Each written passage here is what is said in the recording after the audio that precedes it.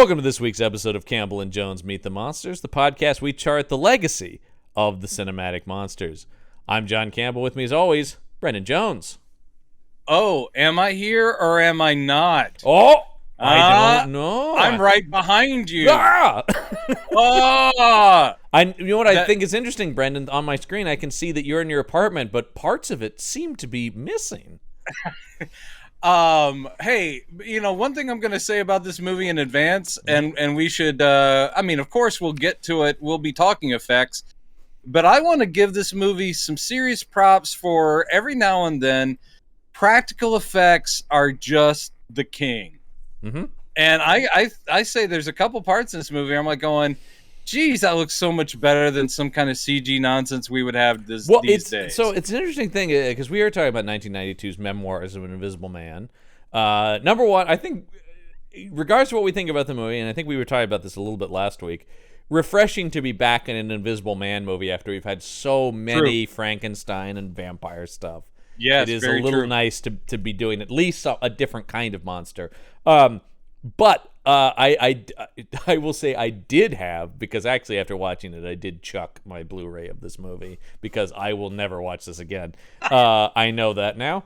But I did watch the only featurette that's on there, which is purely the special effects guys talking about the effects of the movie. And this movie, which is so interesting because it's a movie mostly forgotten by. It's interesting. I texted my sister just the poster of it. I sent her the picture of it. I said, I'm watching this. She goes, I had no idea this existed ever. Yeah. And we watched all kinds of this sort of stuff as kids. We were big Chevy Chase fans, stuff like that. And this still even, I remember watching it as a kid, but clearly she didn't. But she goes, I've never heard of this. And it seems like it should be it's a big studio movie with big movie stars and a big name director. And it is mostly forgotten, I think, except by genre fans. It's a mess, and was a huge disappointment for everyone involved. The thing I was going to say, though, is this is very well thought of by the effects community as a movie that really is like, they talk about this is kind of the bridge between classic and digital effects. There is early CG in here that really actually like push CG really far. So this is really thought of as like, man, this really was a next step in special effects. Yet the movie itself is forgettable and deserves to be forgotten, really. Yeah, it is. We'll talk about its great flaws in conception, writing, and creation. Aside from the effects, it does fail at almost every other level. Yeah, tone is the big villain here. I was saying this before. Like, to me, my review is this is a comedy with no laughs and a thriller with no thrills. Yeah, and it is just this movie washed over me. I wasn't a slog to watch, but it also just passed by me like nothing. Mm-hmm. Yeah, exactly. Like, it has no impact, and so therefore, faulting on one or the other tones, like making it the pure action film that it might want to be, therefore getting rid of your lead. Well, I think across the board, almost no matter what tone you chose, getting rid of your lead was probably the right call on this thing. Well, the thing, what's sad, I don't know if it's sad or not, but this was an attempt, supposedly. This was Chevy's baby. He pushed this thing, and he was the one that said, I don't want this to be a comedy, because he was trying to establish himself differently. That was kind of at odds with literally what everybody else making the movie not only thought it should be, but knew it had to be. Right. Well, again, it could have been a pure action thing, or it could have been a pure comedy, and what you get is weak sauce on both sides. And Chevy probably could have done an amazing Invisible Man comedy, but it was not what he chose to do. Because immediately we got there's a 6'4" Chevy Chase in the room. Because I think you got to start this conversation with Chevy, because I think that this almost is like a remnant of the past and how much of a star vehicle this is. A movie like this, The Invisible Man as a property is the star now. Yeah. Like that would be the Yeah, thing. exactly. There's no one actor who would be deciding whether or not this Invisible Man movie goes forward. Now, that's such an interesting thing because he had the power at the time. I mean, he's got all juice about at this moment. the time. He had the power at the time to say, no, I'm not going to go with Ivan Reitman or a script by William Goldman. Oh, for Christ's sake. When I read that, I go, Ivan Reitman, that's the guy to make this movie. He knows how to do comedy and special effects. Like when you think he turned about that Ivan Reitman down is pre-Ghostbusters. So, I mean, the movie came out post-Ghostbusters, but when he turned him down, he had not made Ghostbusters That yet. is interesting. But you can imagine that the studio would have probably been a lot harder on, no, you're going to stick with Reitman because he knows this stuff. He just did this hugely successful and also supernatural comedy. Almost all of my notes are get rid of Chevy. Imagining Bill Murray as an Invisible Man in an Ivan Reitman movie would have been more fun.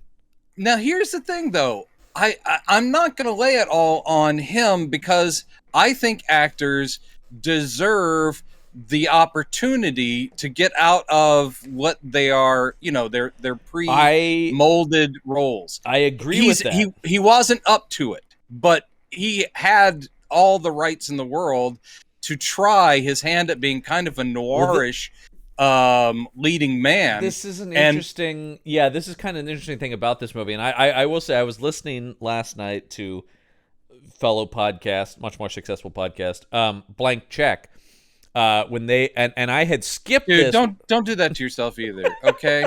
Cut yourself some slack. Much more successful podcast. Come on.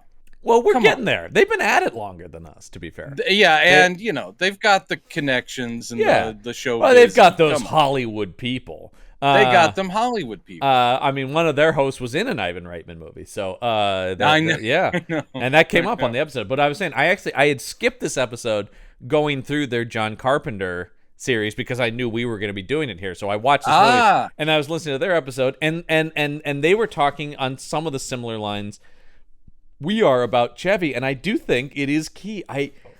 He has every right in the world to try that, but I think what it shows, it's very interesting, because is that he wasn't the guy. He can't do it. He's not. He can't Chevy has talent, but he doesn't have as much talent as Murray, and it's very easy to compare them. Not only to replace him on SNL, but it's so interesting that what Chevy has never found his Rushmore. Like the thing where a film, because number one, I think it's a twofold. I think he doesn't have the talent, and I think even if he is trying to do something here, he's not really that willing to move too much out of his comfort zone. What I think, and of course we're passing weird judgment on a person that we don't know. But at the same time, we're very familiar with his career, certainly. Yes, and we've certainly heard from a lot of people who have worked with him and do know him. And the stories from this movie. I know. The thing with Chevy seems to be is an incredible self-destructiveness because of his ego. Yeah. In other words, he wants to get the same kind of lauds and opportunities as Bill Murray, but he's not willing. He also doesn't have the talent, but he's also not willing to really put in the work. No, because you read that in the behind the scenes on this movie that Carpenter, who was actually Chevy championed, like, I want that guy to do it, and the studio was like, what? He's like, no, I want him to do it. So you think Chevy is behind this movie. He's getting it made. I know. It's on his name. And then you hear from Carpenter saying, that guy was impossible to direct. He was totally unprofessional. He would ruin shit. And you're like, why? If this is his passion project that he shepherded, why is he being an obstacle? You would think that he would be on time, showing up, doing the stuff. I think that he's a lazy, egotistical dude. And I think the next thing that proves that is what he does after this, which is the Chevy Chase show. The next year, and one of the greatest disasters in television history. This movie led me last night down a rabbit hole where I watched 3 episodes of I watched the first 3 episodes of the Chevy Chase show. I only watched the first one. Kind of skipping through them, but still, it's exactly that. It is a guy who clearly doesn't give a shit And I think he does give a shit, but he believes he doesn't have to do much. That's the thing. He believes that just being Chevy Chase is going to be enough. That's it exactly. But it seems like a guy who is very awkward, didn't rehearse, isn't putting in the work, doesn't seem to care about interviewing guests. It's so weird when like his first guest is Goldie Hawn. You're like, great, we know they have great chemistry, and then they don't have good chemistry on the show. You know, you're going like, this is terror. It is one of those things where it's known for being bad, but I'm telling you, you don't even have to watch much of it to know it is really bad. Christ, it's really bad. I mean, really, it is. It is shockingly bad. Dead silence from the audience. Bad. I mean, the thing that got me is I'm going. Even the setups to jokes don't work. Yeah. Even the setups are bad. Yeah. And there's so many things where I go, why would he apparently he often, or when it was first starting, they're like, do you want to meet with the writers? And he's like, no, I'll just look at the stuff before we roll and decide what works. It's so clear that he's doing that. Yeah, he's like, I'll just I'll pick and choose. He's like, don't you want to be a little more involved? I've never seen you've never seen awkward pauses like this on a late night show where it seems he's reading the cards for the first time. Uncomfortable. It is shockingly bad. I mean, they pulled it after 5 weeks. I know. I mean, that's not giving it any kind of the best part, and this is the last I'll say about the Chevy Chase show.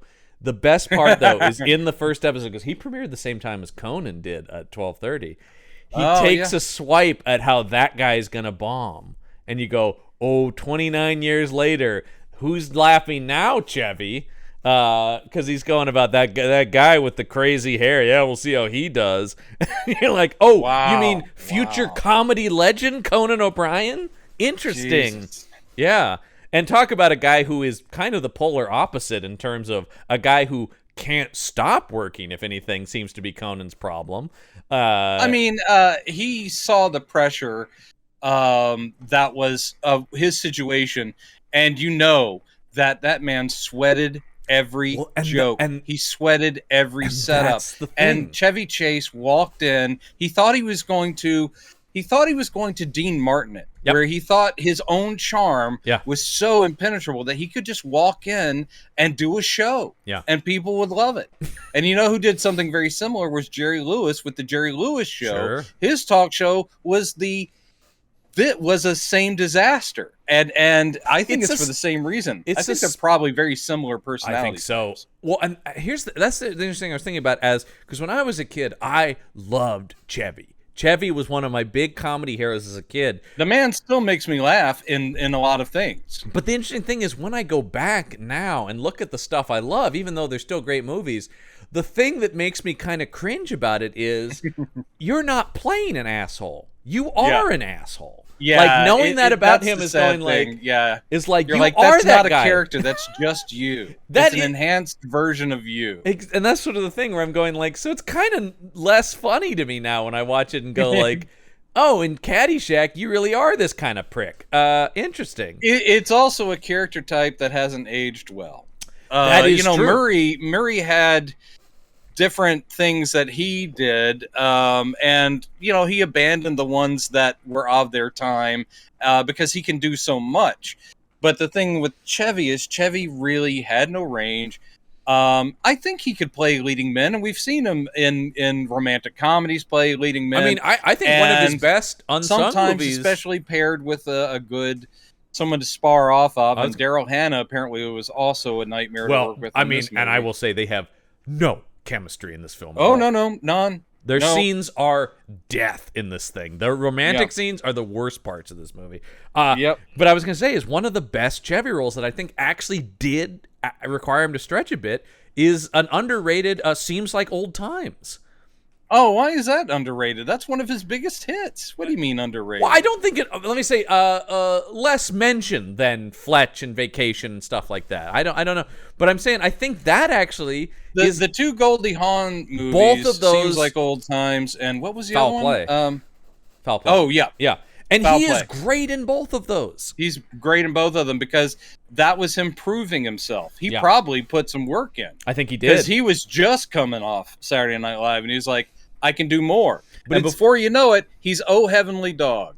And this movie actually has a lot more in common with Oh Heavenly Dog than it does. Not to keep quoting these guys once again, but I think Blank Check nailed two things that are very true about him in comparison to Murray. Because it's hard not to compare them because they both hit from SNL. Murray actually replaced Chase on SNL, of course. Yep. And they both became movie stars around the same time. And of course, there's that cross paths with Caddyshack as they both are ascending. And of course, they famously hate each other. But they were talking about two things on this: is Murray played assholes who would learn a lesson, and Chevy's characters never learned their lesson. It's true. They're always rewarded for being assholes. And it's always a thing where Murray is usually a guy who is humbled by the end of the movie in some way or something, in some capacity. He's also, I think, just more a little bit hangdog lovable in general, Murray. And two, they talk about Chevy is a soloist and Murray is a guy, a true improv guy who can stand out but knows what instrument he's playing in the band.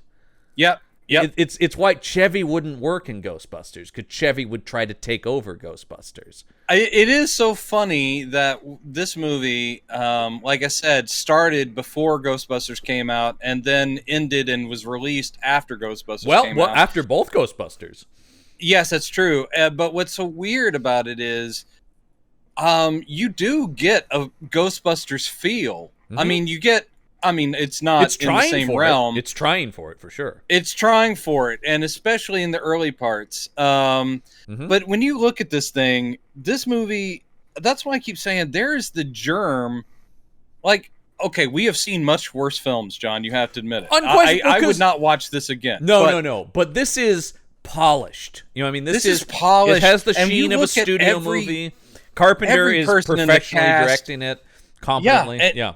And you've got, just in the background, you've got McKean for half a second and Patricia Heaton for a little bit. You've got. At one point, I thought, because Chevy and Daryl Hannah were so bad, I go, can we flip this and McKean and Heaton become the leads? Because I would much rather watch Invisible Man Michael McKean romancing Patricia Heaton, who actually is funny, of course. This is her first movie, by the way. Patricia Heaton. Oh, really? And I mean, I was a huge Everybody Loves Raymond fan, and she can crush if you give her the opportunity. Oh man, no, she's great, and also a very beautiful woman too. Maybe not. Daryl Hannah's actually weird for this part, though. I think Daryl Hannah's kind of a poor choice for this part. Well, I think star quality is what they were going for, and not necessarily who's right for the part. And also because again, she's coming right off big stuff. She definitely is. I mean, I think this is around the time a movie where she's very well used with another comedy legend, Roxanne, which I love.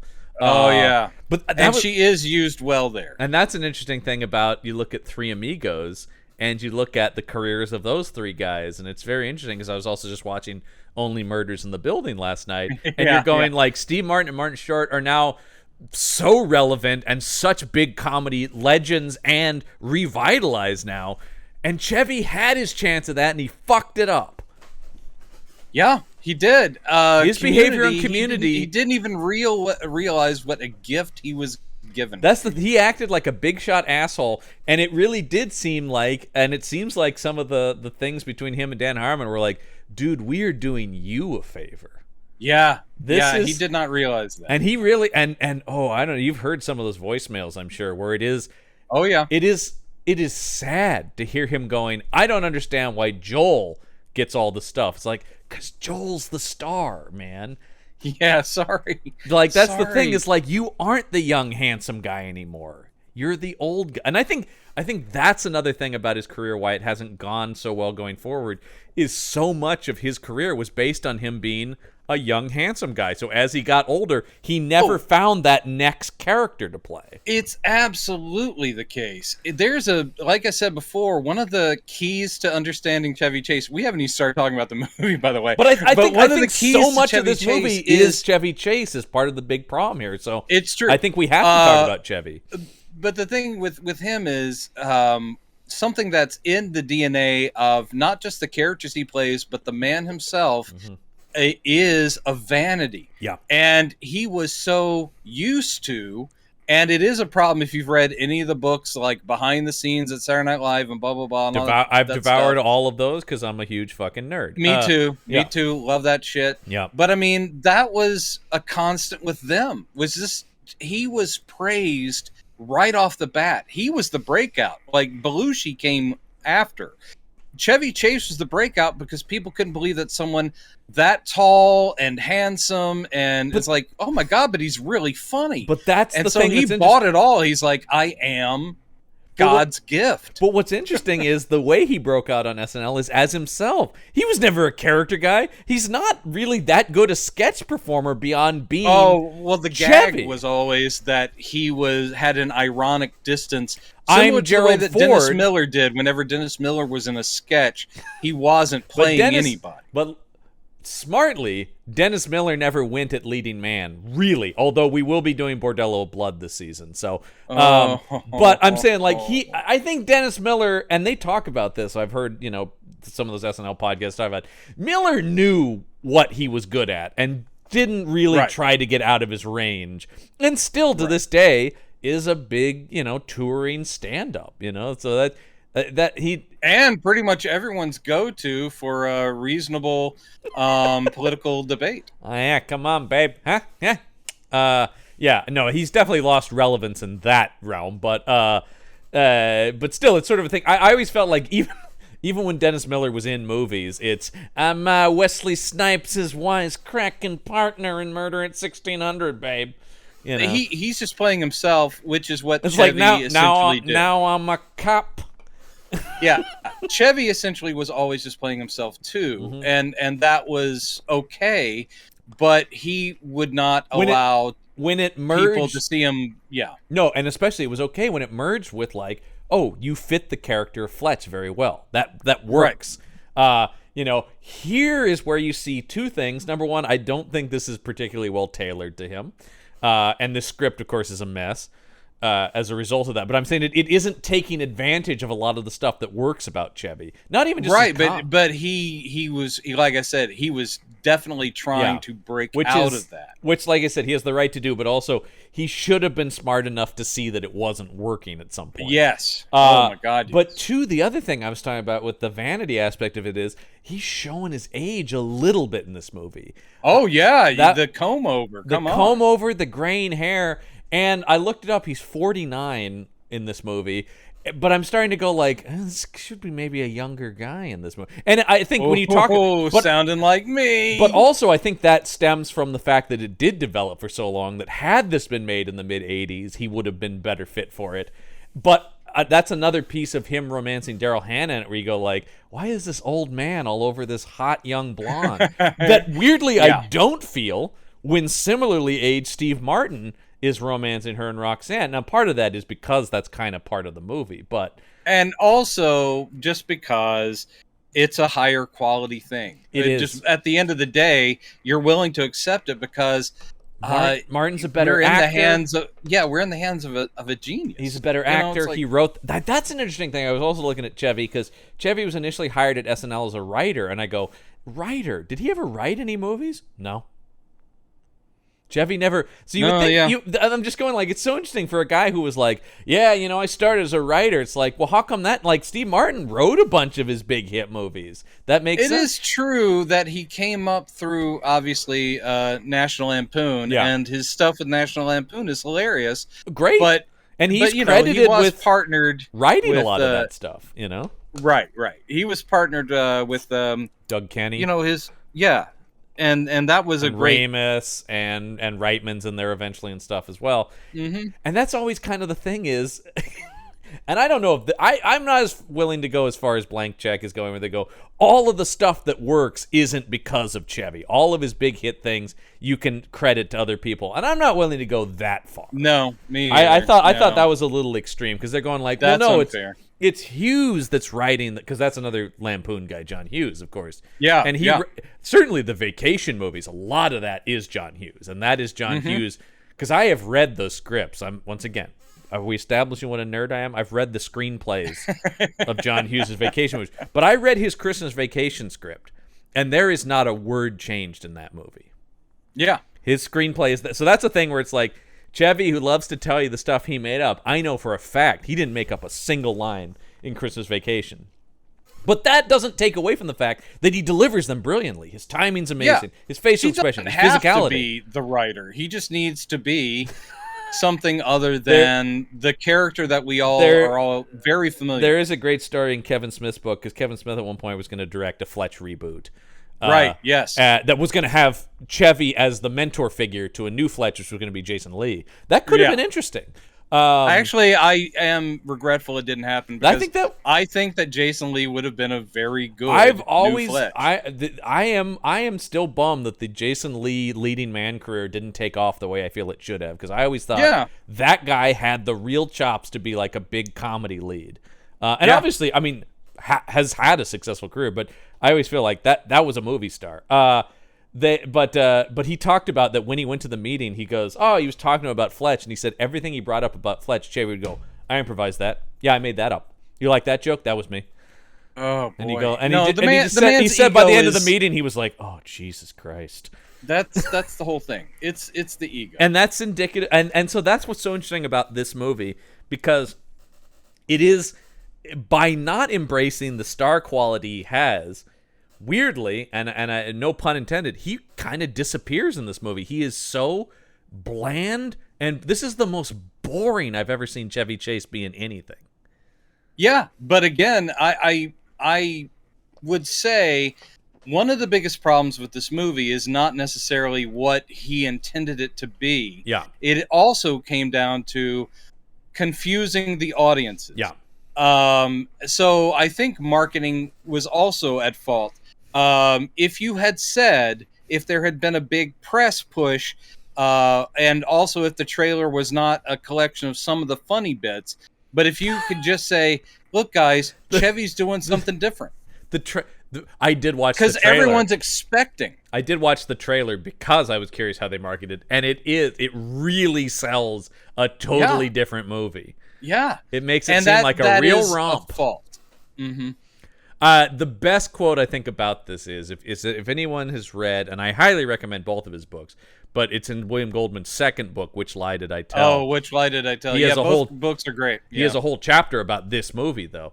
And one of them is the big thing, because he wrote the first two drafts of this, and he was trying to write it as a light comedy for Chevy. And William Goldman, here's the other thing is, most of the time, fucking listen to William Goldman. The guy really knew what he was doing. Like, that's kind of a no-brainer. I don't know why you would ever be like, sorry, Goldman. Well, I mean, again, if what he's giving you is not what you're after, even the great William Goldman could be wrong. No, but but still, he has the best quote about this movie where he goes, because Chevy's whole thing is, I don't want to be a comedy. I want to be an examination of the loneliness of being an invisible man.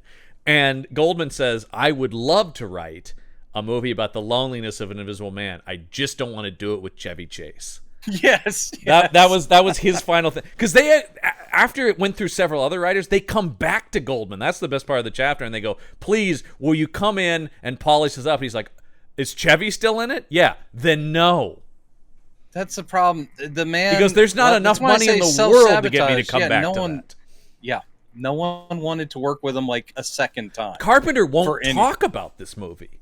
Like, there's no one... I mean, he talks about it. He goes, I don't even like to think about that I made that movie. Wow. Wow. Because there were several misfires throughout Carpenter's career, of course, but this is the only one where he goes, I disown it. I don't want to even acknowledge that I did anything with it. Jesus Christ. That was such an awful experience.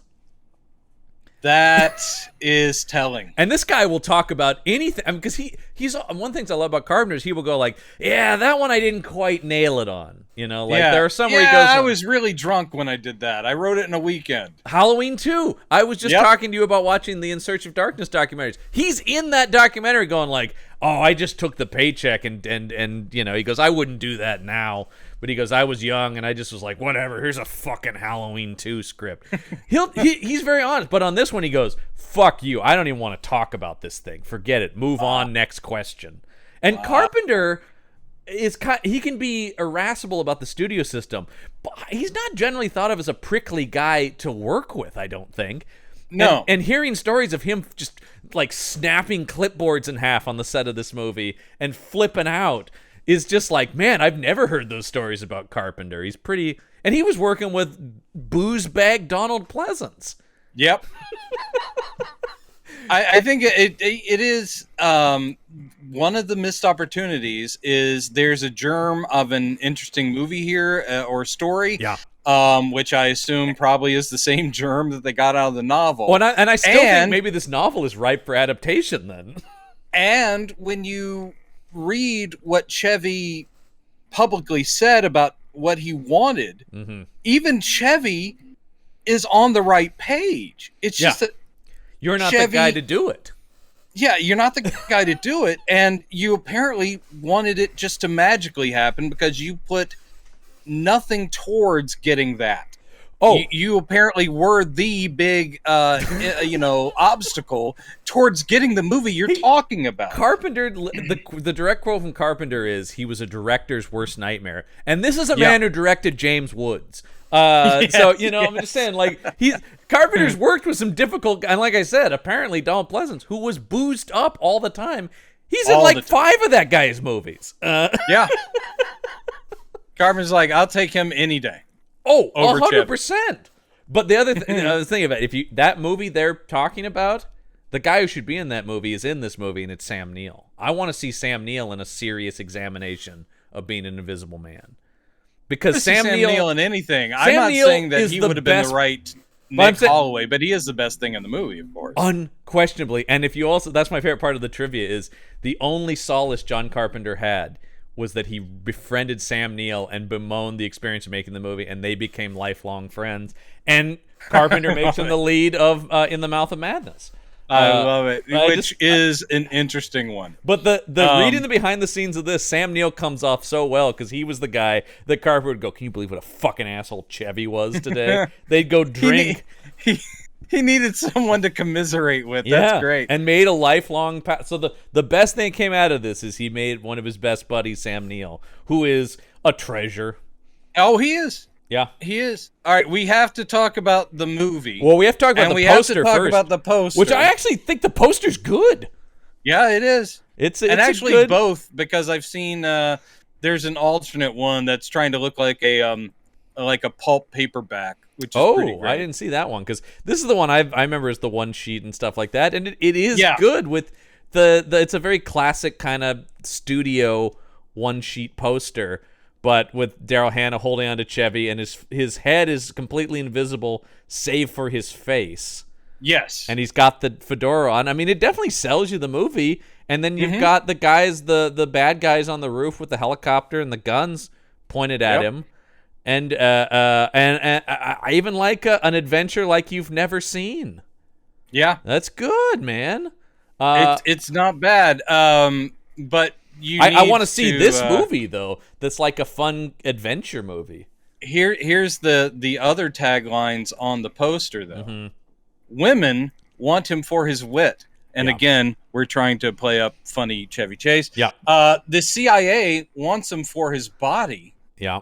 All Nick wants is his molecules back. Which is a line from the movie. Is a line from the movie, and a pretty good line. I like that line. Well, actually, that was something they were saying on Blank Check. If you just read the quotes section of IMDb for this movie, there's a lot of good lines, and they go, and I go, I bet a lot of those are left over from Goldman. Well, no. Chevy came up with almost all those lines. That's right. They're all Chevy lines. But I'm saying, like, because Goldman was also famously said he never saw this movie, so he goes, I can't even tell you what's mine that's still in there because I will never watch that piece of shit. And I don't blame him. He really got bounced around on this thing. Because I'm sure he thought, like, oh, it's a Chevy Invisible Man movie. That'll be an easy gig. I'll turn out a light little comedy for Chevy. That'll be kind of a fun studio thing. And then the fact that it turned into a nightmare. This whole movie feels like, because I'm sure Carpenter thought this would be like, oh, there's an easy studio gig I can do to, that'll be a... He was probably, as a film nerd, excited at the idea of doing 100%. A modern Invisible Man movie. And I'm sure thought, it's Chevy, it's a major studio. This will probably be a hit of some level that will then get me to the next Kurt Russell movie I want to make. Or whatever, right. Yes. Because this is around We'll the be same able time. to escape from something. Well, that was always the thing. After Escape from New York, he was always trying to get another Pliskin movie off the ground. That was always what he wanted. It's a great character. It is a great character. And we're not here to talk about it, so I won't go any further than to say I'm actually a pretty big L.A. defender. I think that gets a bad rap. There are moments I like in it, and of course I like Snake Plissken being back. But I mean, the character does a lot to make that. Like, I will watch that guy in any adventure, basically. But so yeah, we have that. And I'm going. Like I said, if I saw this poster in 1992, I'd be like, well, I'll see that. That looks fun. Not a lot of fun to be had. Where's the other? Let me see the other poster you were talking about. Oh yeah, it's on the same thing. If you click a couple in fact, it's the next one. Is it? Oh, I got it here. Yeah, where he's unraveling. Yeah, he's unraveling. He's got the. It's they have pulp paperback. They have cover. greatly accentuated Daryl Hannah's chest here. Daryl Hannah was so of her time, and I'm not saying that she was ever bad. She was badly used occasionally, but I've seen her in her dramas, and I'm like, you've got some talent. I fucking love her, as everyone does in Kill Bill, as Elle Driver. What a great use of her. Oh yeah, absolutely. But I think, like a lot of movie stars, there's a pocket, and when you get outside of that, it's the same with Chevy, right? You get outside of that, and you go. Some people do that, like a Murray, and you go, "Oh shit, I didn't know he could do this." Mm-hmm. Chevy and Daryl Hannah, and this movie's an example of that. Going, "Oh, I guess you can't do anything, can you?"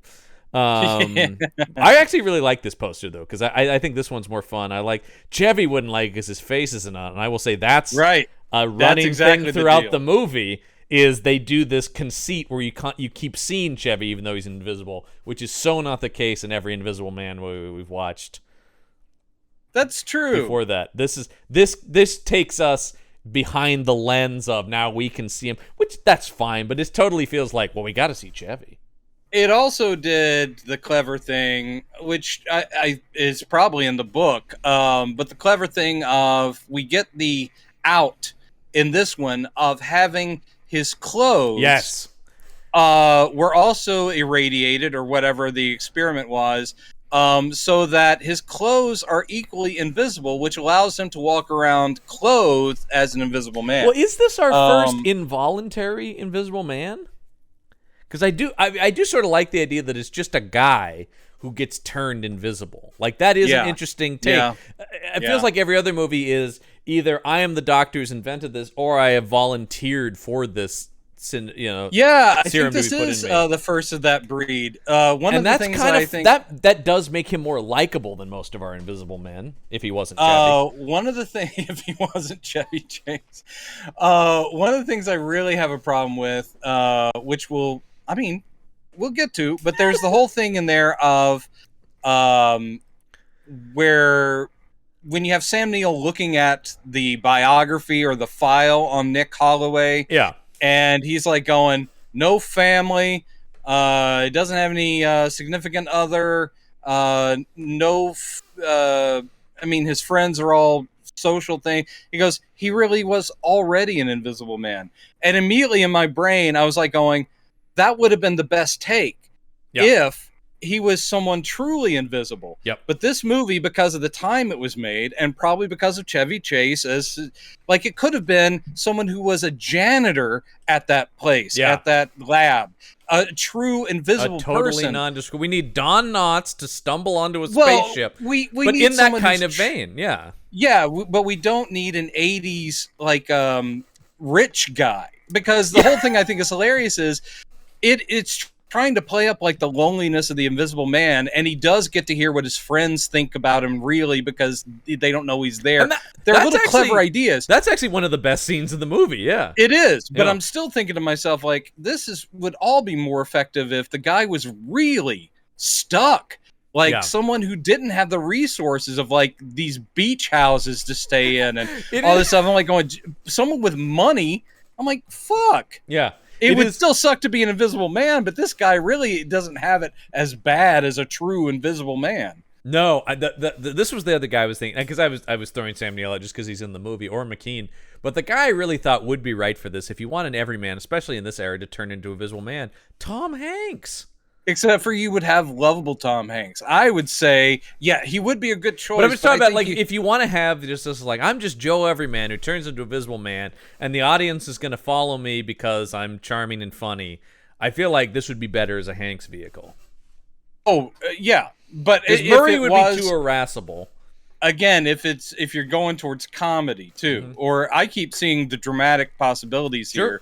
And actually, the thing that pissed me off was anytime Chevy did something funny in this, because I knew not to expect that. And I'm sitting there going, Chevy, you're letting your own movie down, even with the cute little funny bits, because you wanted this to be a drama. But I'm ready to accept it as a drama. These are some of the weakest, cute, funny Chevy bits. I'm going, man, even like the couple pratfalls are pretty half-hearted for what I know this guy can do.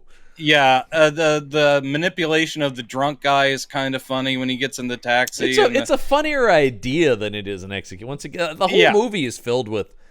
There is lots of stuff like the clothing thing. I did think, well, that's clever. That's smart. There is stuff in the movie, moments like that, but I never am laughing at anything. I'm just going like, oh, that's interesting.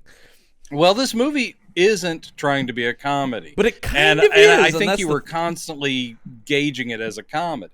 Seems like. Because it is, though. I mean, that's the thing, is like it certainly has the look. It's got that light, like, color palette. The music score seems to tell me it seems like an adventure comedy. It seems like it's supposed to be. It seems like it should be in the vein of Ghostbusters, the way it's presented. Yeah, the way it's presented should be, but I mean, I was watching. This is that would have been that would have made it a hit, I think, though, had it leaned that way. It just needed to pick a lane, one or the other. And if you wanted to go action drama about an Invisible Man, don't have Chevy Chase in it or Daryl Hannah. No, that's when you call guys Stephen like Tobolowsky, because everyone loves Stephen Tobolowsky. When Tobo showed up in this thing, I was like, yes, yes, now we're talking. I like the idea of a movie in which Stephen Tobolowsky is in charge of a Sam Neill. I also Stephen Tobolowsky being his boss, but he's totally neutered. Every scene with him is he's like, you got it. I'm gonna shut this down. It's like, you can't keep doing this. I'm going to shut you down. And Sam Neill's like going, try it. Yeah, because Sam, like I said, MVP of this thing, Sam Neill rules in this movie. This is so early Sam Neill. I look at him and all I can see is Kevin Maguire's Justice League. And I'm sitting there going, because Maxwell Lord was fully based on Sam Neill. Oh God, if he had I look at him and I'm like, that's Maxwell Lord right there, man. I just see Damien. No. Well, yeah, I'm always looking for the 666 on the back. I mean, he's a little bit into his career at this point. By this. A little bit. He's done as far as American audiences. He'd done Hunt for Red October, which he's fucking great in. He's great, and I think that was kind of the big one in the U.S. prior to this, but he'd already done Dead Calm, which was more of an art house hit, but still great. Yeah, that's true. But yeah, I think Hunt for Red October, and then it's interesting. He goes to work with, where is that? That's a different movie. I was gonna say he then worked with Steve Martin, but he's in a different movie called Leap of Faith. Yeah, he's not in the. Wait, no, he's not in the Steve Martin Leap of Faith. Liam Neeson is. Oh, right. Yeah, I actually like that one. I was going to say, that's totally forgotten. I always that movie's definitely underrated. Plus, the soundtrack is on my iTunes because it really is some amazing gospel tunes. It is, and that's that's one of those where Steve Martin is good in it, but I think people didn't want to see him in that necessarily. That did stretch him, but people go like, "Oh, he's not being wacky." Well, and I thought he and Deborah Winger were a really good match. But they were. That's a good movie. Go watch Leap of Faith. Don't watch Memoirs of Invisible Man. Watch Leap of Faith. You'll have a good time. The poster we've established is pretty good. But I was just gonna say the next year is Jurassic Park, and then Sam. Sam Neill's a movie star. At that point, and I just was rewatching it the other night because I watch it frequently, and it's just like you see that here. I mean, it is like this movie is you're going like I'm always being drawn back to this guy. The bad guy is just so much more compelling on screen. Again, it's the fault of the hero. Yeah, it's just because a lot of that is because of the tone thing. Because they haven't picked a lane, I don't know if I'm supposed to treat Chevy as an action hero or as a comedy hero or how I'm supposed to feel about this guy. So he ends up, like I said, becoming lost in his own movie because I'm like, I don't really know what to make of this guy. He's such an ill-defined character. Other than because he's Chevy, but he's not acting like Chevy. Okay, but then what is he? Neither fish nor fowl. Exactly. And the romance isn't working at all. I don't care what you say, Roger Ebert, whose review I read of this and was the most positive review of any of the major critics, and he just sung the praises of Daryl Hannah. I know he's a perv, but my God, I hate when he just goes, she shines in this thing. And she I'm, really doesn't. She is Roger, sleepy. What are you talking about, man? And he goes, she is sleepy in this, even when she becomes kind of, goes with him on the run, you think she's going to click into an action thing. Yeah. Nope. Also, they needed to. If this was an action movie, they need to go on the run way sooner. Because he's he's kind of on the run. Then the beach. Then house he just stuff. Hangs out in the beach house. I know, which is just like, I'm sorry. Is this just Chevy wanting? Like, is this just Chevy's beach house that we're in, and he just doesn't even want to go to set anymore? He does the whole I'm tortured and alone and I've got nobody. Yeah. Then, like I said, the unfair thing about him being this incredibly wealthy guy is that, I guess I could just go to that beach house that no one's using and I'll just hang out and have this life where I order food and get my shit together and play tennis up against the wall, solo, that kind of racquetball and all this stuff. And you're like, great. It becomes a vacation thing for a bit where he's just like, doop, doop, doo. Okay, here, this is the last paragraph of Ebert's review because this is classic Ebert. How about a movie about the real subject of this one? A relationship between a man who can see a woman and a woman who cannot see a man. What could they really talk about? What unsettling or intriguing sexual possibilities might be there? Daryl Hannah, who is on screen some of the time all by herself, makes as much of such opportunities as she can and has fun with the cosmic absurdity of the situation, but the movie doesn't help her much. He's going like there's a real charming performance here, but the movie's letting Daryl Hannah down. Nope, she's terrible in this thing, man. Yeah, she is. I'm sorry. And he just wants to see her fucking Invisible Man. Just come out and say it, Roger. We all know.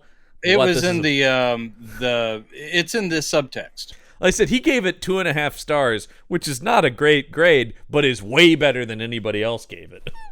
Yeah. And as they should. This is terrible. Anyway, let's dive into the actual plot of the movie here, because we start with this with our framing device, which is the Memoirs.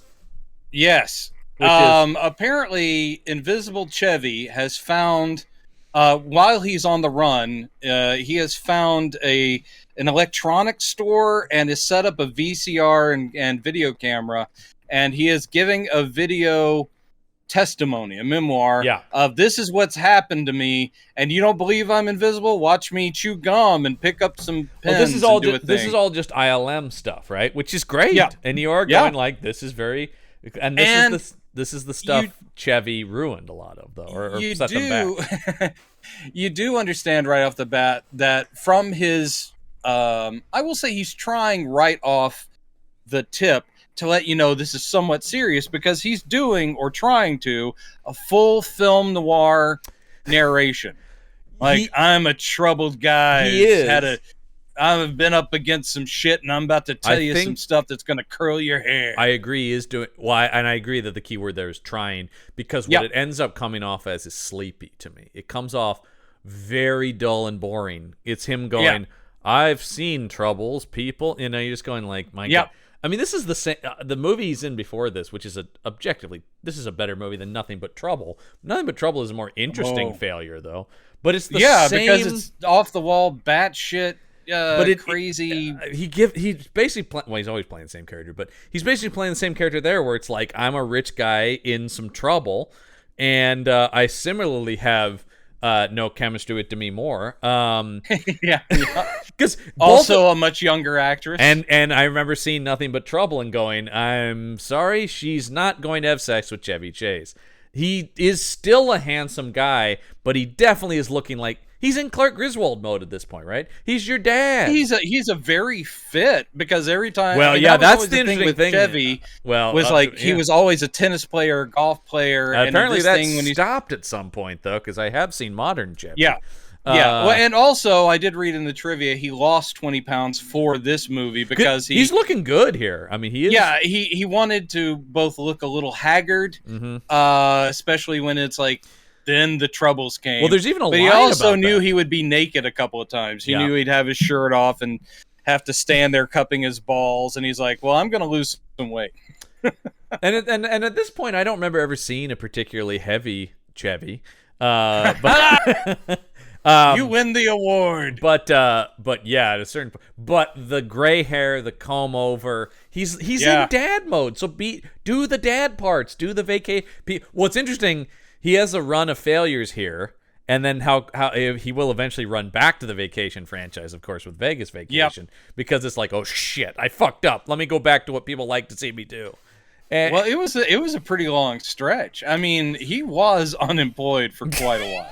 And that was like, I need the money. Because after this, he does Cops and Robertsons. Oh, boy. Just go ahead and shoot me. Really. No, go ahead and shoot him. Yeah, I know. Because that's the thing about... But, like, as bad as this movie is, it's harmless in comparison to some of the shit he's doing around it. I mean, because you talk about, oh, Heavenly Dog. I mean, did you see later in his career, he's got not only Heavenly Dog, he's the voice of Karate Dog.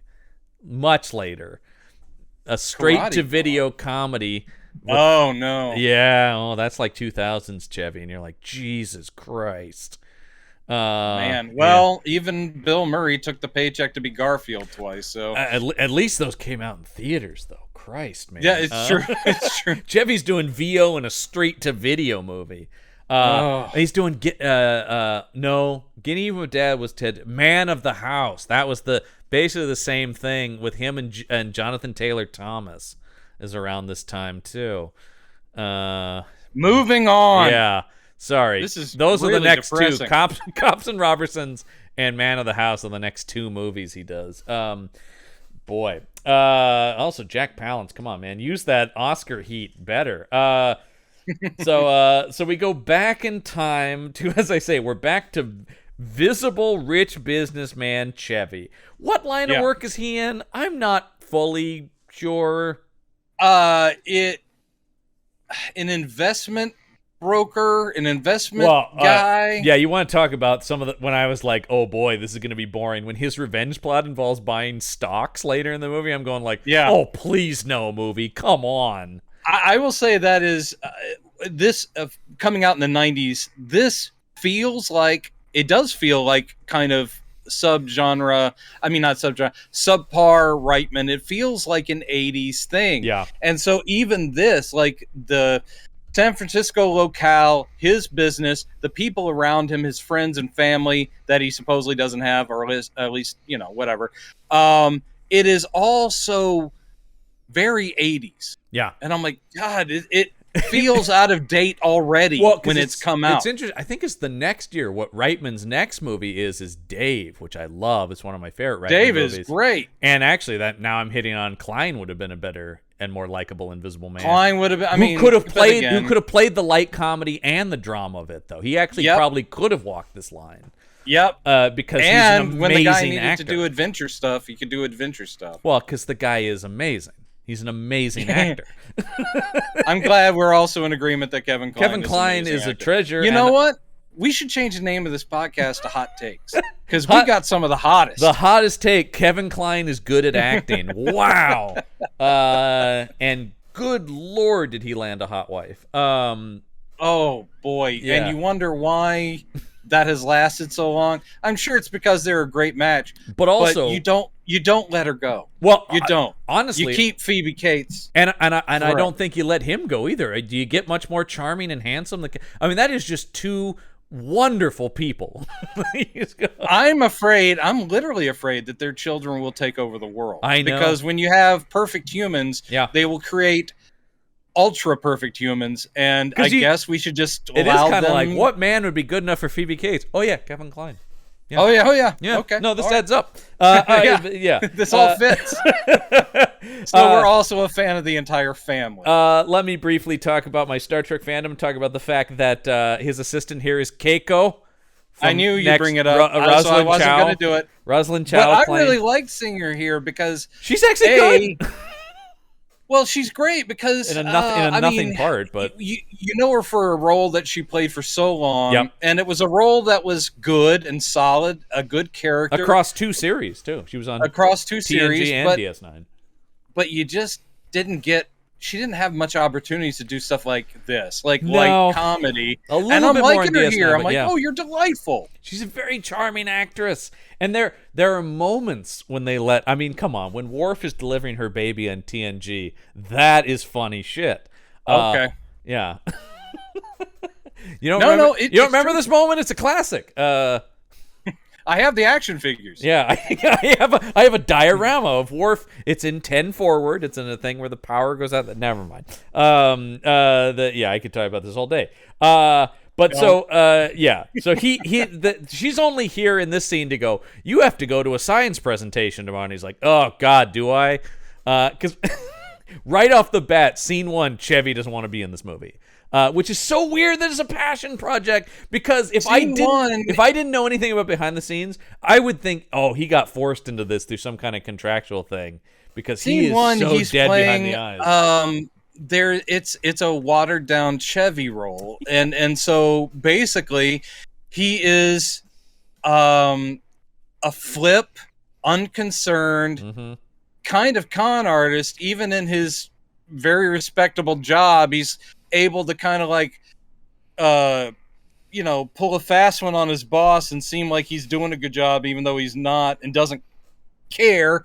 And even though he's got this wonderful secretary who cares about him, and he's nice to her, but it's still like, you do get it later when you have that line about, oh, he's got nobody. You're like, yeah, we did see that. Well, he's an empty person, which I know is the point. The whole thing, his name is Holloway. Yeah. Like Holloway. The whole thing is he's an invisible, empty man. So I get it, but there's no real redemption. If the redemption is the romance with Daryl Hannah, it's just weak. Yeah, well, because she's not very well done. But the other thing is, and I think some of this has to do with the age once again, is he's a middle-aged man at this point. And if I'm watching this in 1992, I go, didn't I just see you do these same business office scenes in Christmas Vacation? Like in that, he's also kind of nameless businessman, but he's more likable in those because he does have a family, and Clark Griswold is a guy who has good intentions. And that's the thing where I'm going, he's resisting that obvious thing that his role is his persona is headed to dad mode, and this is him fighting that. And you're just going like, no, man, we like you in those vacation movies for a reason.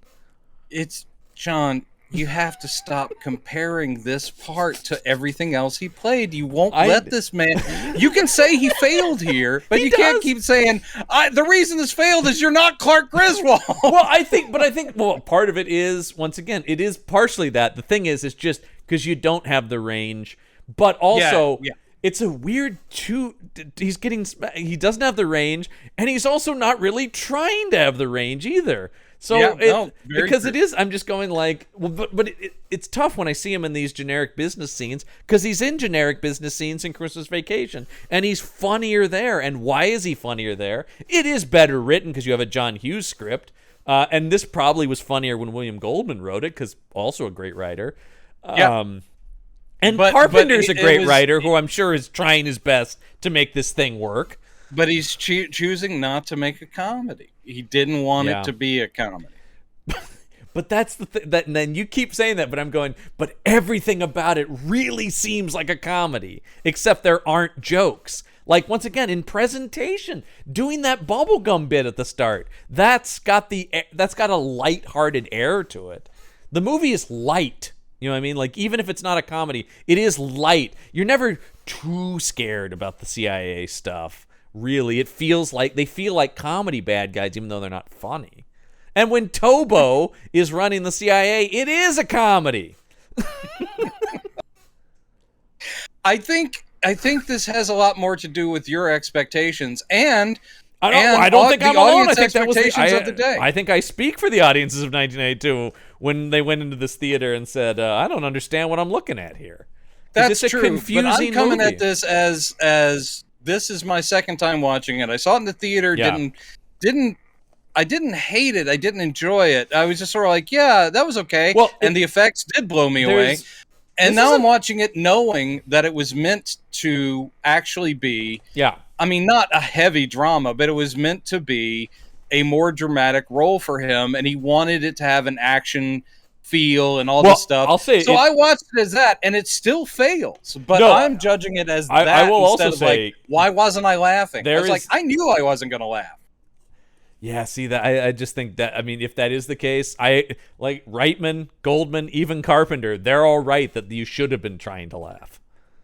If you're going to make an Invisible Man movie with Chevy Chase, you expect it's going to be funny. Yeah, and that's not on the audience's fault. No, and that's also on Chevy. To even if you want to do something, you've got to realize what people are going to expect, especially when it's a big studio effects movie. That's what I'm saying. It should have been a huge press push to have him explain the intent. Yeah. And he should have still would have been bad, but at least people wouldn't have been fooled. Yeah, they still would have thought it was bad. Because it is bad. Like, I'm not it's coming bad at as it a as thriller, defender. too. I'm just not attacking it for the same reasons you're wanting to attack Well, it. I think we're coming I'm not at going to attack it for not being funny because I know it wasn't intended to be.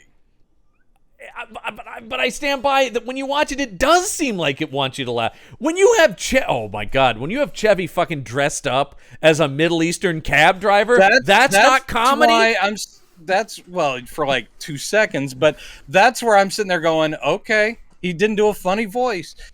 Thank God, because he's in brown face. It's already trouble enough, my friend. I know. But it's a thing where I'm sitting there going, you're absolutely right as far as that is one of the huge problems. It's just that I've for my critique, I've taken that out because it's just not in my head that this was trying to be funny, which is why when I watched it last night, I was actually more peeved when it was like Chevy not trusting the material enough, so he works comedy in. The comedy he works in, which is all pretty weak, and it's all facial expressions and him like fumbling with things like, I can't even see my hands, so watch me work some that made no sense to me either. I can't see my hands, therefore I can't eat. I don't think you need to see your hands to eat. Well, if you've got a fork in it and finding things first, but you'd have to find it, because if you can't see your hand, you don't know how far away you are from the fork.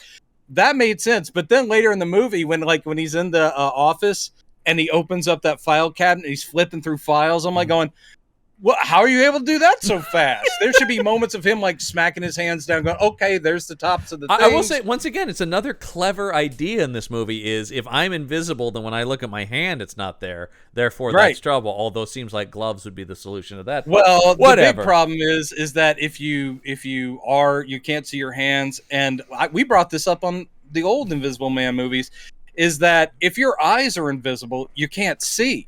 Yes. Because the light is passing through you. You need the light to bounce off. Yeah. It's like you have... So you're blind, buddy. I'm sorry. You're invisible and you're blind.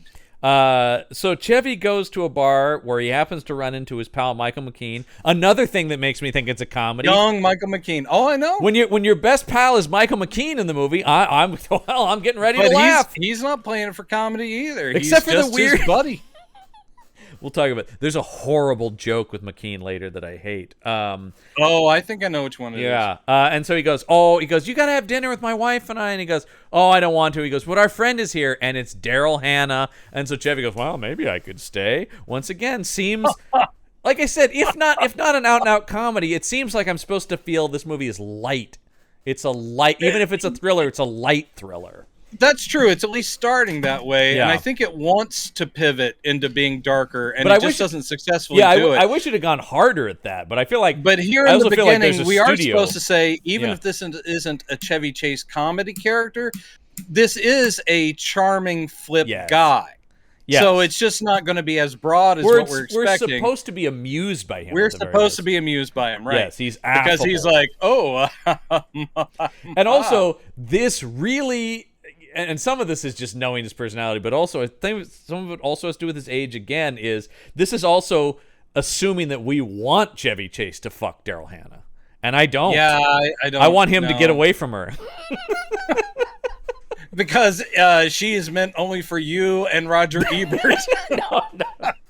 She belongs to us. She was never like a big movie crush. I mean, she's very pretty and stuff like that, and I liked her in I Splash kind of and agree. Roxanne, but I never. I mean, I guess to each their own. Sometimes the like blonde goddess women in movies never really like, oh, be still my heart. Well, weirdly, she is not even the typical blonde goddess. Her look has always been, to me, this is all about personal preference. Yeah. But to me, she seems very There's Roger Scandinavian, very Danish kind Yeah. of looking. Yeah. Where it's not about va-va-voom. It's about sort of a natural, slender, Yeah. blonde waif. And I'm just like, yeah, that's not my thing either. Mhm. Though she was very charming in Splash. I mean, come on. Very charming. She I was said used perfectly there. And in Splash, Roxanne, great. she's real naturalistic. And Very you good can in those see movies. why the small town Yeah. all thinks that she's the one. Attack of the 50-Foot Woman, which she does. Directed by Christopher Guest. But the thing that cracks me up is this came right after she did At Play in the Yes. Fields of That the literally, the she Lord. went from that movie to this movie, which is Yeah, wild. and that is, of course, was one of her big stabs at no, take me seriously as a dramatic actress. Uh-huh. And this is what she follows up her career with? Come on. That actually does feel like something an agent would go, okay, you're out on a limb with that one, so let's do something safe. though." Yeah, I could I see think that. Yeah, that's- that was I think- probably an advice thing. Yeah. Yeah, because I do think, and then literally the next movie she does is Attack of the 50-Foot Woman. Which, I mean, that was for Showtime. It was Yes. literally a cable movie. But and directed it was by meant Christopher to be Guest, goofy. which always gets me, though. Yeah, But it was. yeah. I remember seeing it as a kid, because it was heavily publicized.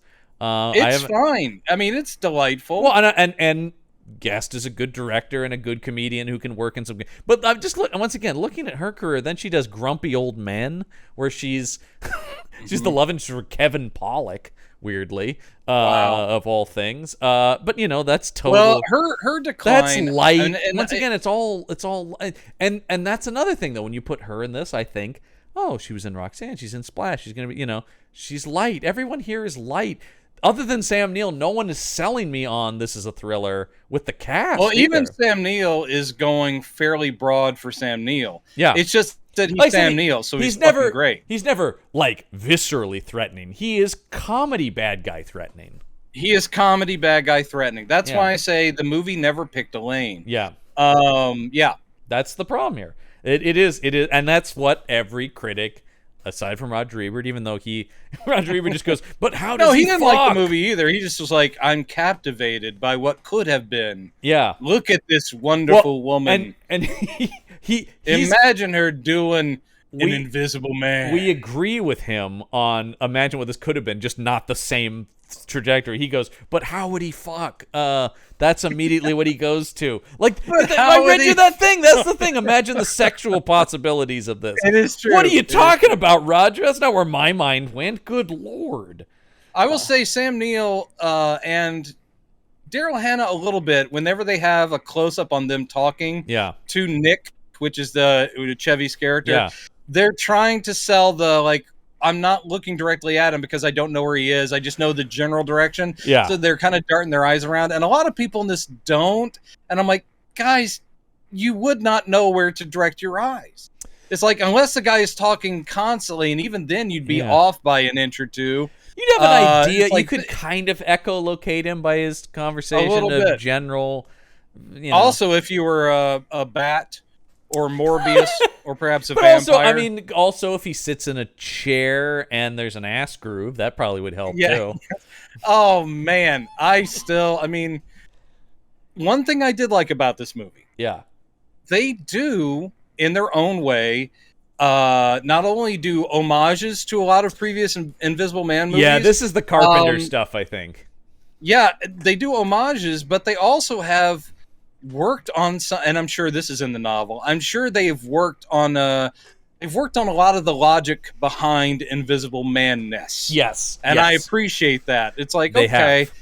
yeah, this will work. I will say, I only read the pervy part of that review, but the first part of Ebert's review also praises that stuff where he goes, there's stuff in this I've always thought about Invisible Man, but I've never seen. Seeing the food go into his stomach, you know, that kind of stuff. He goes, oh, that stuff is great. More of that. He basically goes, why do I care that he's being chased by spies? That is so boring. And he's not wrong.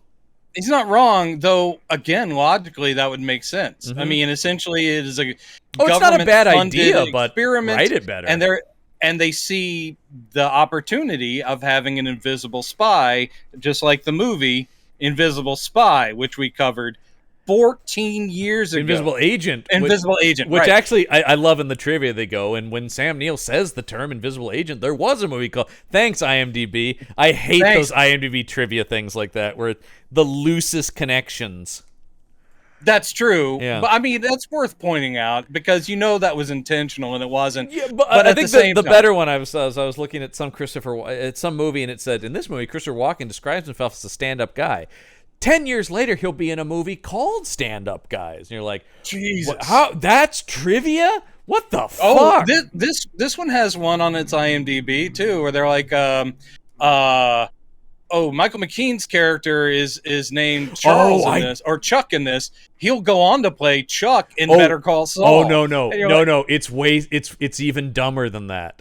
Where is it here? No, it's not. No, it is a Chuck thing, but he's not Chuck in this movie. Oh, right. He references a Chuck. Yeah. Michael McKean's character refers the word Chuck. Refers to a character called Chuck.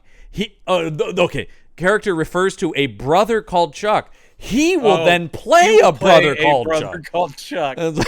Jesus Christ, You've got to be kidding me. Why did you spend the time it took to find the keys on the keyboard to put that on IMDb? I want to meet the person who thinks that's an interesting fact and just slap them upside the head. Are you kidding me? All right, God, that'll be the next spinoff is your search for that commenter.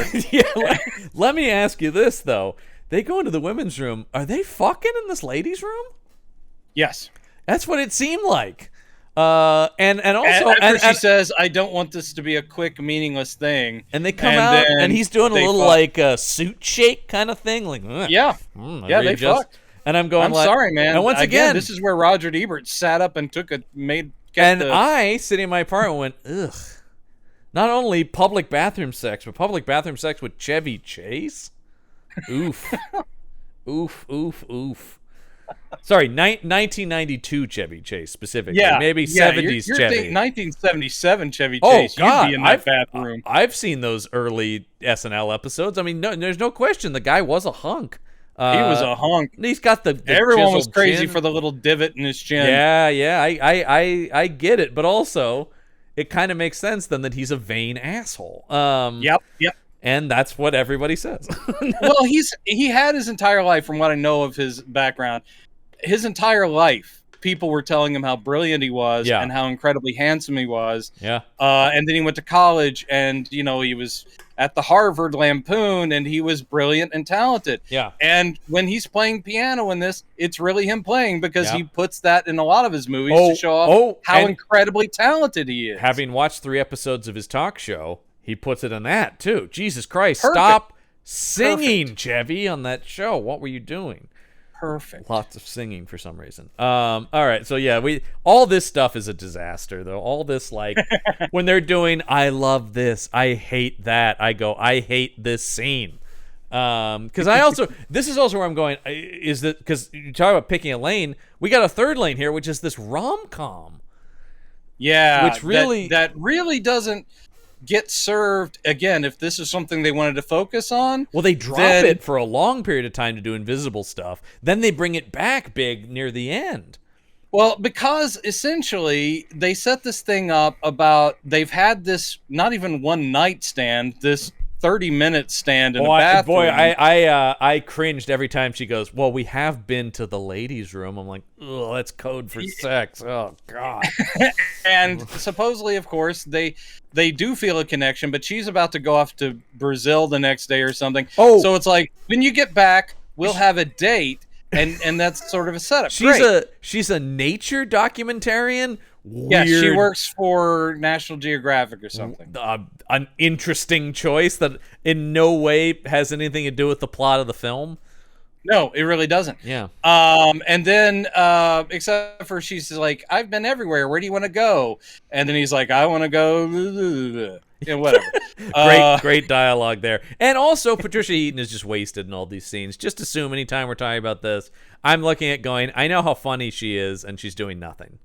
She is doing kind of, you feel that they couldn't get, why am I blanking? Come on, Ghostbusters, help me out. Oh, Annie Potts. Yes, they were trying to get They Annie cut her Potts. hair to be kind of Annie Potts even. Yeah, this is basically like, Yeah. I'm kind of a New York gal and Yeah. kind of a cynical New York gal. Yeah. Okay, but even though we're in San Francisco. But because of who they are, I'm going like, no, more with McKean and Heaton. They're funny. Those are funny actors. Even though they're given crap to do later. No, both of them are horribly wasted. McKean even, because I thought, McKean's going to be his buddy, and then he's out of the movie for long stretches. Right, and because it all becomes, all of this gets shunted aside. This is all setting up what his life is like. Also, but he's about to turn invisible, and we're going to spend a long time on He goes to the science presentation the next day, and in voiceover says, yeah, I got really drunk the night before, so I'm hungover, and you're like, well, we didn't see any. Okay. No, that's not true. They set it up because it is a thing where it's like,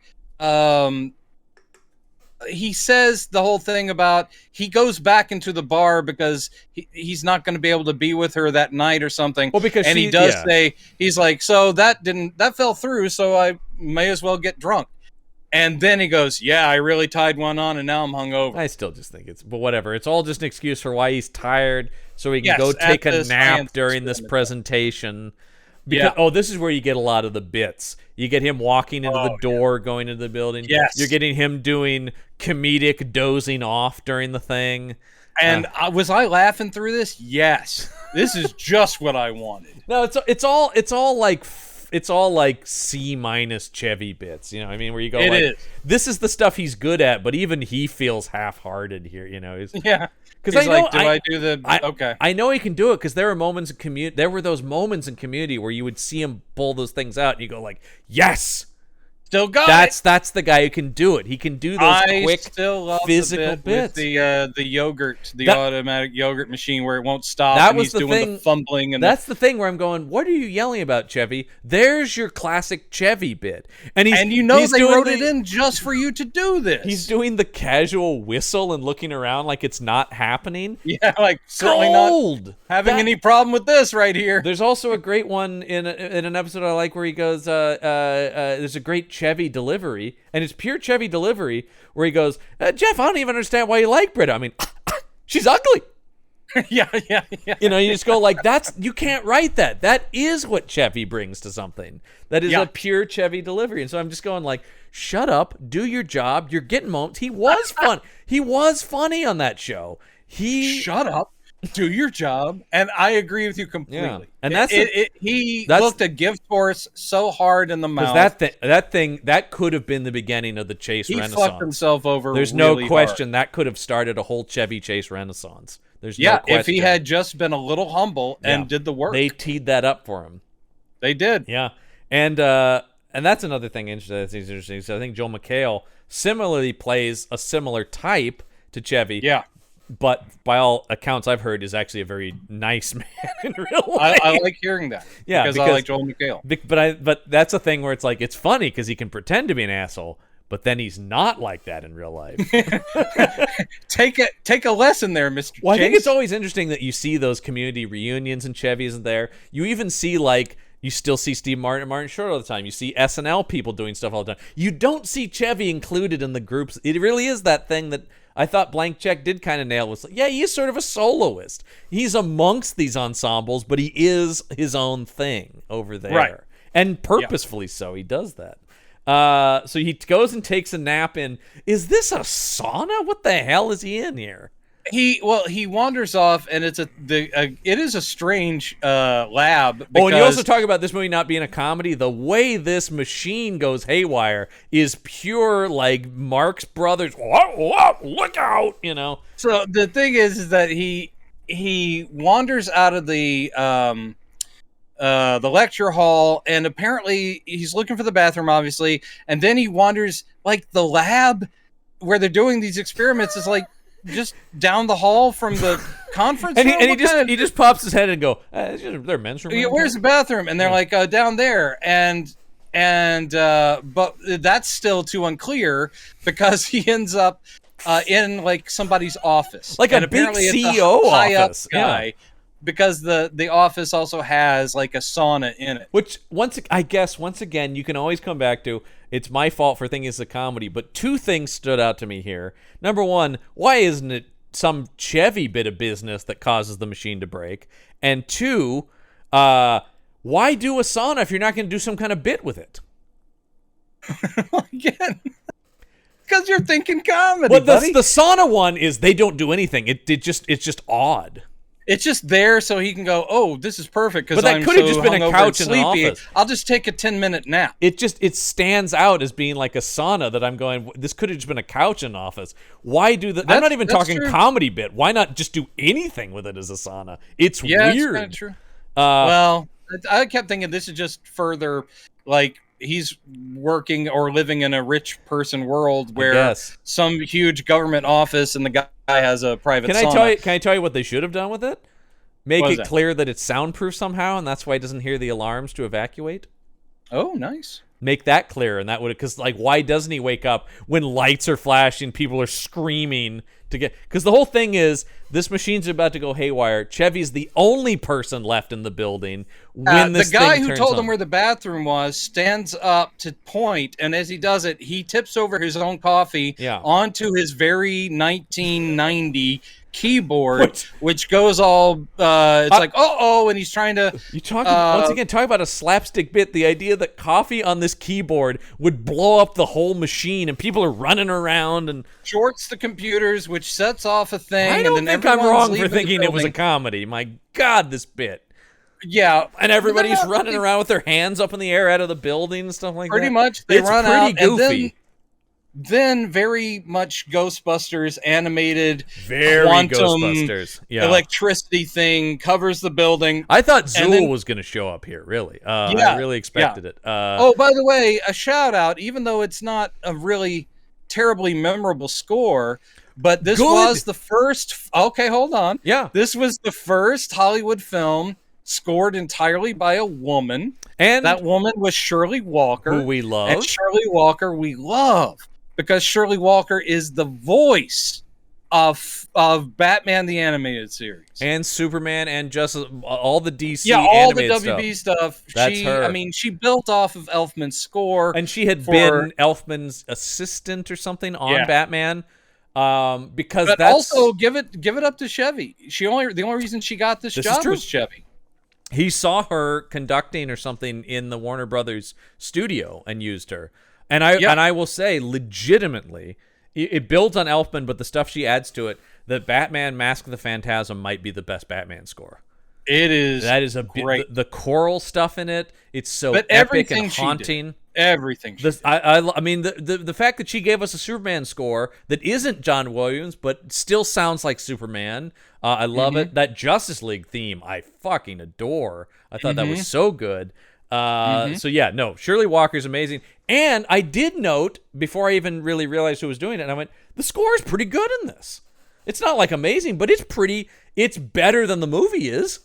Well, that's one of the things, especially because we're still, at this point, we're 4 hours into this podcast, and we've only gotten 10 minutes Well, I will say the movie is pretty light, though, in that sense, that the plot is going to kind of speed along. At a certain point, it's just Chevy running from people. But here in the beginning, it is sort of pumping some of the same, like, action or adventure movie beats, but with this sort of lightness to it. I agree that a lot of this is pointing you towards this is a light adventure film. Yeah. But this very much felt like Ghostbusters. It does. At this point, I'm like, right. And then you've got the government people coming in like, all right, get everybody back. Blah, blah, blah. And that's why, hearing Wright was going to direct it, I go, Ghostbusters really should have been, I really think that would have been the best chance of this kind of movie with this cast succeeding, but I think one of the keys to Ghostbusters is the scary stuff is serious. It's funny people interacting with so if you had made just Chevy and he's quipping and maybe doing some pratfalls, but Sam Neill is serious and is going to kill him and, that kind of stuff, I think that movie could have worked at the very least, if not necessarily been a big hit. This movie should have been closer to Midnight Run. Yes. Which I think is one of those things where they found the right balance. Where it is undeniably funny character business movie, but I mean it works as like an actual action. I hesitate to say this because we know it could go wrong, but an Eddie Murphy as an Invisible Man, when he was on, could have found that right tone in a Beverly Hills Cop. Dude, you're not off. That's perfect, especially at this time. At this time, yes. I'm talking about like later doing that. And Eddie will do, I mean, it's sillier than this, but look at the way he balances the comedy and special effects of Nutty Professor. And also, that Eddie would have probably also requested that the action parts be action parts, and it would have had this Invisible Man character, and he would have kicking more ass. Well, like possibly doing. Well, when you brought up Midnight Run, I was thinking like Eddie did make these movies. One of the things I love about the Eddie is like 48 Hours, Beverly Hills Cop. Those are good action movies on top of being funny. But the bad guys are serious. The crimes are serious. The guns are going to come out. The guns are going to come out. I think that's where I think, and that's the thing. Is like I said, as a kid, I was a Chevy Chase fan, but still to this day, my ultimate hero is Eddie Murphy. That guy was my guy as a kid, and still is to this day. And we are kind of in a Murphy renaissance a little bit. So, and another hot take. Yeah, apparently we've decided that Eddie Murphy was and still is an extremely talented guy, but also does have the range. Chevy couldn't do Dreamgirls. That's the thing where it's like Eddie, if given the right material, is good. It's a good actor. Agreed. And the movie I'm not doesn't fighting you on this. The movie doesn't fully work, but you need to take the anger down, John. The movie doesn't fully work, and we're going to talk about it in a few weeks on the show. But look at when he hires Wes Craven to do Vampire in Brooklyn. Yeah. I mean, it doesn't fully work, but I'm saying he does let Wes be scary. I think Eddie would have worked better with Carpenter to get some more Carpenter stuff in this movie. Yeah. Yep. Because Eddie is a fan of. I think that's the biggest difference. Is Eddie? Well, I think Eddie liked being in movies. I don't know that. I think Chevy Chase is just. I think you're right. He didn't want, and Eddie's got an ego on him too, but it's different than Chevy's. I think, and also I do think it's weird that the same around here though this is why I say I shudder to say this, is because around here you do a Beverly Hills Cop 3 where Eddie's doing the same thing Chevy's doing here, where he goes, I don't want to do jokes, and you're like, well, that's a problem. Especially that's a big problem because that's a sequel to movies that are funny, and you go, but I want Axel. I was like, I already thought Axel was a competent cop. He was wisecracking, but I never thought he was a bad detective. I don't know why. And you got to love John Landis going, well, the problem with directing that movie is I had a comedy star show up and say, I'm not going to tell any jokes. I go, I don't know what the fuck I'm going to do in this movie. I don't blame Landis particularly for Beverly Hills Cop 3. Also, Landis would have been a director who probably could have made these tones mesh better, too. Yeah, agreed. I mean, he was always good at that. Yeah. It was always part of his... Because this is not a natural fit for Carpenter, these meshing of tones. No, and this but is... I don't put the blame. No, I really don't put the blame on this movie for. I think on him. I look at this as Carpenter was just trying to hold on and keep this thing on the rails. Man, is the sense I get. Is he's getting a lot of conflicting notes, and that is why this is the least Carpenter movie. Because we're going to talk about Vampires, which has its own problems, but that is a Carpenter film, no question about it. And also. Apparently there was something about whether or not calling this John Carpenter's, because he does have it in his contract for all his movies have to be. Oh no, John Carpenter's. He was smart to have no. Yeah, and so he's don't do that. This is like it's a movie and it's kind of directed by John Carpenter. Once again, I sent that poster to my sister and I go, she goes, I don't know what this is, and I go, and it's directed by John Carpenter. She goes, that does not look like a John Carpenter film at all. Yeah. And I go, Yeah. it's And actually, really not. that he is lucky because this is a forgotten film. I don't think this really hurt his career. No. Because he still is going to make several more big movies after this.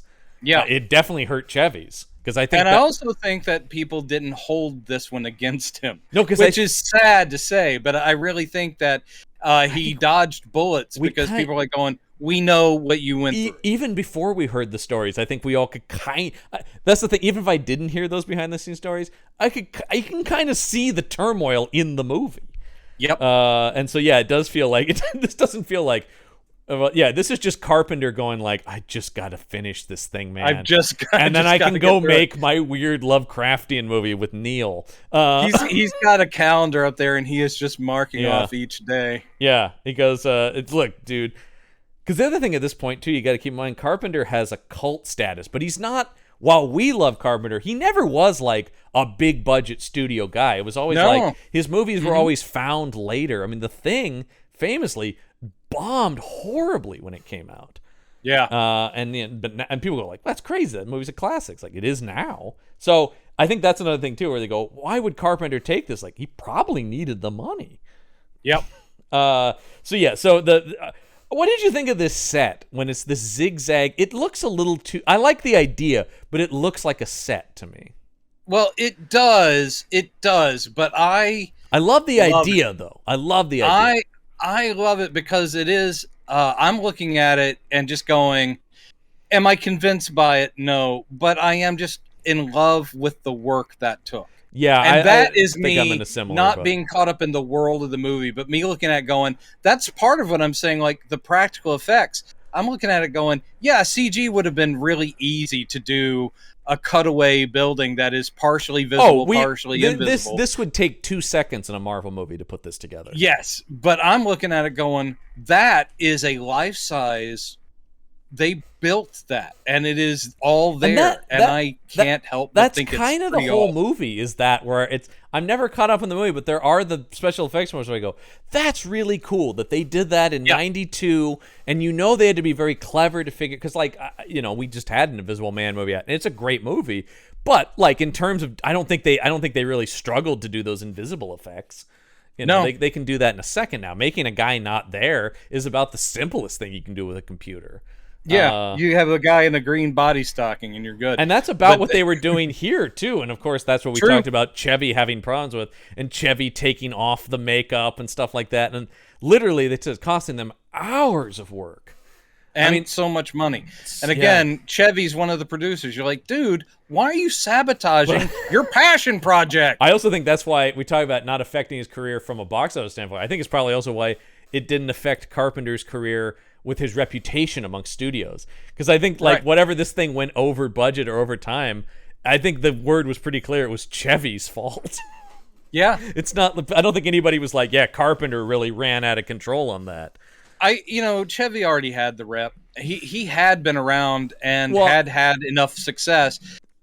Every studio already knew. I think this was kind of the final straw in some ways. He did get a couple more things, but you look... He goes to TV after this. His other movies are less frequent. And I think if this had been a financial success, it would not have been due to his persona or ego.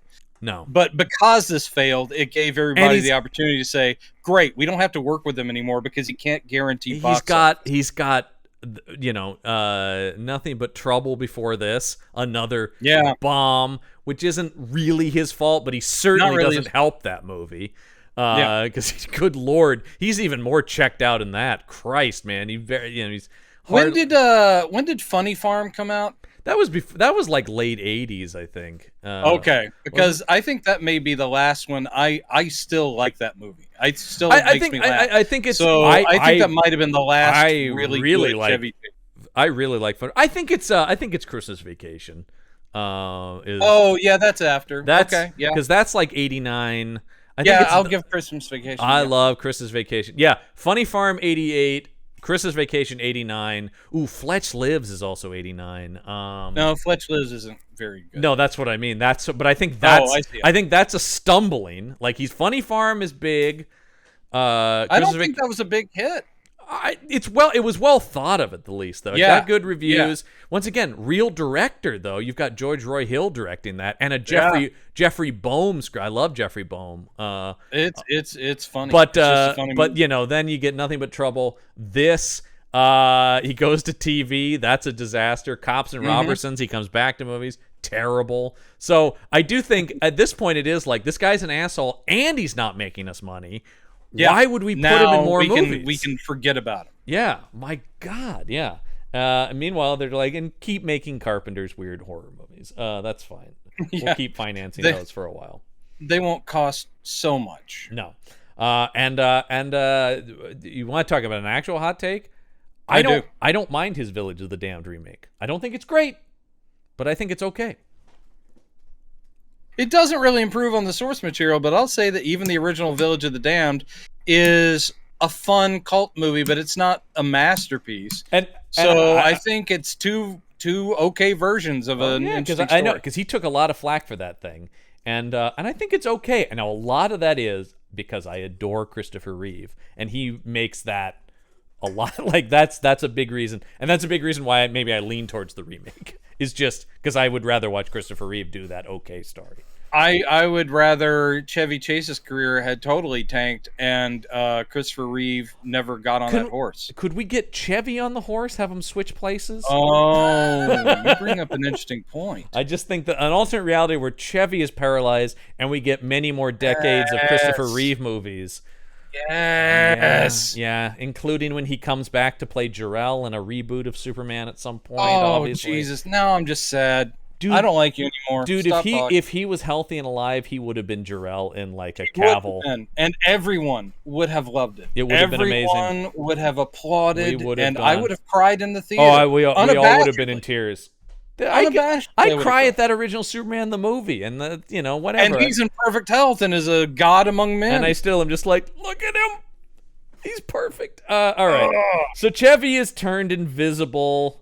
You do get some good. One of the things I like about the bits of this is because the walls are invisible. You have people walking into walls, not necessarily as a comedy bit, but because they literally can't see it. I thought that was pretty good. Again, it's part of the thing I was saying. Smart. That they thought through some of the stuff because the government team that shows up to answer to this accident, and it was it's like a nuclear fusion. I mean, it's just bullshit sci-fi, whatever.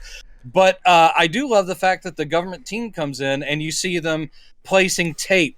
Yeah. Like whenever they find a wall, they place tape across it as a visual. Like, okay, so no one walks into this. This is the kind of stuff that Ebert was reacting to, and I think we also like, which is just the logical thinking out of stuff. Like, okay, if this is invisible, then this. That stuff is where the movie works, and there's not enough of it. No, not enough. But it is good stuff. Oh, can we talk about the introduction of Sam Neill in front of Congress for his multiple murders? This is so strange. They were just... I can see this as far as screenwriting, where they're like, okay, we need to introduce our character, and instead of him just looking like a government lackey or CIA guy, he has to be like Oliver North, going back to the time period. Yeah, he has to be like if Oliver North had actually gone around strangling people to death in South America. So he is basically like some high-level CIA or National Security Council dude who has been in the field and has basically been an assassin for America. And so he's on trial, I guess, for war crimes or something. And but they still seek him out because they need his help on this project. You don't really ever follow up with this court thing. No, but they talk about it's like, and then this dictator fell out of a building, and then this one also fell out of a building. Yeah, where you were. Are you saying that happened just coincidentally when you were there? And he's like, yeah, maybe, could be. And once again, this is the part of the movie where I go like, okay, well, thank God Sam Neill is here. Like at the very least, that guy is never bad. Even if he's in something bad, he will always be good in it, and he is the best thing in this movie. Yeah. But agreed. He gets called out of here because there's trouble. He shows up to the building that's been turned invisible, and let's see, they're wheeling him out on a stretcher when Sam Neill shows up, and he overhears two guys because they think he's unconscious going, "Hey, this poor bastard! They're gonna slice him up in the lab."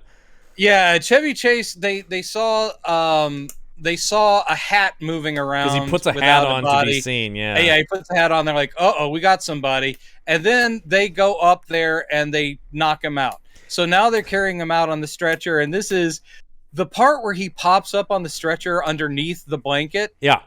I do, again, love how cheesy that looks, because that is full on Son of the Invisible Man with Vincent Price. Yep. That is such a throwback thing where it's just this shaped, stiff blanket that they just have and I'm spring sure, up, like I said, spring. because we know he's a nerd just like us. You know, that's the only joy Carpenter has, is probably being like, no doubt. And he's like going, yes, do it exactly the same way they did it back then. Because Carpenter is all about old movies and comic books and video games. Like, that's, I love it. But yeah, Chevy wakes up and hears them saying that they are probably going to, do a full-on autopsy on the guy or whatever. Yeah. And he's like, nope. And he's like, and he pops up and escapes off the stretcher. I just wish and says, no one's getting their hands on me. I just wish this was quicker. Like, he gets up and there's this whole like awkward exchange. Once again, like, some of the pacing stuff of this doesn't work, because he's like, gets up, he's like, hey, everybody back away, don't touch me. And then you get a guy grabbing him from behind, but of course he's not there, you know. And you've got people with their rifles are all kind of pointing in the general direction. And you have Sam Neill being the, let me talk this out with you. Mm-hmm. Let's get you taken care of. You might disintegrate in a few days. And actually, they never address that. They never do. The building, we see the building literally implode or disintegrate.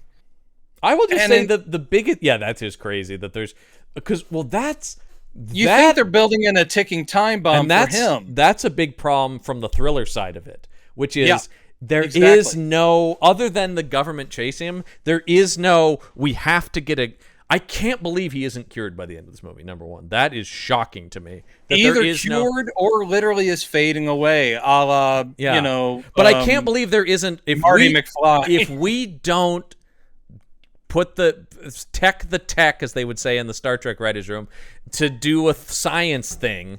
How is that not part? Like, I thought that was going to be part of it when he finds the scientist guy, but that's nothing. Right. I can't. Like I said, I mean, forget any kind of mishmash of tones. There's also just story problems here too. Yeah, there are, and it's the too many cooks. Do you think William Goldman read these reviews and was like, that wouldn't have happened if they went with my script? There was plenty of Schadenfreude. I have a feeling that he was sitting there going, yeah, you idiots. I mean, across the board, I'm sure even Carpenter to some extent was at least going, exactly, like, that's the problem. Of course that's the problem. Like, it is sort of a thing where it's like, it's a good, this movie deserved to bomb for the way Chevy acted about and stuff. Of course this was a commercial and critical failure. It's a nothing movie because it doesn't make sense almost. Yeah. So he runs out of there because when the building disintegrates, that's where Chevy then finally runs away. You get Chevy a couple times. Well, yeah, the CIA guys are all distracted by the fact that the building starts to go, that they're like, oh, let's get out of here. That Chevy takes an opportunity to get out of there. Yeah. And so he does that. You get him forgetting he's invisible and trying to wave down a truck and almost getting killed. Hilarious. Yep. Weird. Yeah. Literally in the voiceover he goes, at one point I even forgot I was invisible. Yeah, he says he had run for 10 miles. He's exhausted. Mm-hmm. He can't find an open place. And besides, no one can see him. And then he runs out into the road trying to flag down a truck. He, having forgotten he's invisible, almost gets run over. And then he goes on farther to find a bar where a drunk guy comes out. And, I know this guy, not by name, but I recognize this face right away. This guy is a character actor. Barry Cavill is his name. Mm-hmm. And the whole thing is he sees an opportunity, so he causes the dude to clunk himself out with his own steel briefcase. Mm-hmm. So now the dude's unconscious, which allows Chevy to puppeteer him a la Weekend at Bernie's. Funny idea. Like, hey, taxi! Funny idea. Sure. Once again, this is pure comedy at this point, especially when he's moving the guy's mouth to make it seem like he was talking. Yeah, the cabbie just thinks this is a weirdly drunk guy. Though when you I guess the cabbie wasn't looking at the guy walking towards his car because it's clearly a man being dragged at an impossible angle. It doesn't make any sense at all. But he opens the door, throws the guy in there, and he gets in as well. And then he's using the guy's money, and he says, "Drive me to San Francisco." And the guy's like, "I need to see money up front." And he steals money from the guy's wallet to give to the drunk guy. I know, this is also kind of me going like, is this guy, am I supposed to like Chevy? He's twice knocked this guy unconscious. Yes, he's thinking. It's less the stealing of the money; it's more the knocking this man unconscious that I am like. Yeah, well, come on, he's a drunk. He's a lousy drunk. But that's the thing where it's like, that's what you get for drinking, pal. That's what you get for drinking, you lousy drunk. Yeah. You know how hard I am on drunks. I know, you're famous. And so this is where we get the thing that is the thing I remembered and you remembered, which is when he eats, he sees the food go into his stomach. And it's so disgusting that he throws it back up. And which you also see come back up out of his stomach and up his throat. Now, here's the thing that didn't make much sense to me on this. I guess I have a problem with it. Is that later on, it becomes this thing where he's like, well, I can't do that again. And he starts, there are these references in the movie of him only eating clear foods. Yeah. And then you're like, well, dude, just don't look at yourself eating. I had the exact same thought watching. Wear a robe over yourself while you're eating. And later on, when he's with Daryl Hannah and she's like, he's describing a steak dinner and she goes, "That's great, and I'll get you Jell-O." Yeah. And I'm like, honey, don't look at him while he eats, because he even says that within a few hours it absorbs into his system and becomes invisible. Also, so you don't see like a turd hanging in midair either. Also, just put a shirt on. That's not the invisible Put a shirt, one. yeah, or a robe. I mean, literally anything that would block it. Yep. So no big whoop. And you also, don't have to watch someone eat. Once again, nothing comes of the clear foods either. That never turns into anything. It's just a running bit. Like, I guess I can't have good food anymore.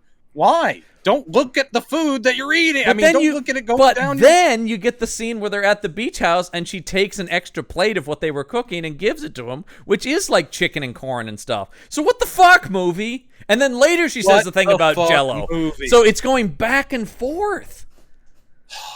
Well, this script was, I mean, I know it has like 4 credited screenwriters, probably has 18 screenwriters that worked on it in total. Yeah. Because there were a lot of people trying to punch up this thing.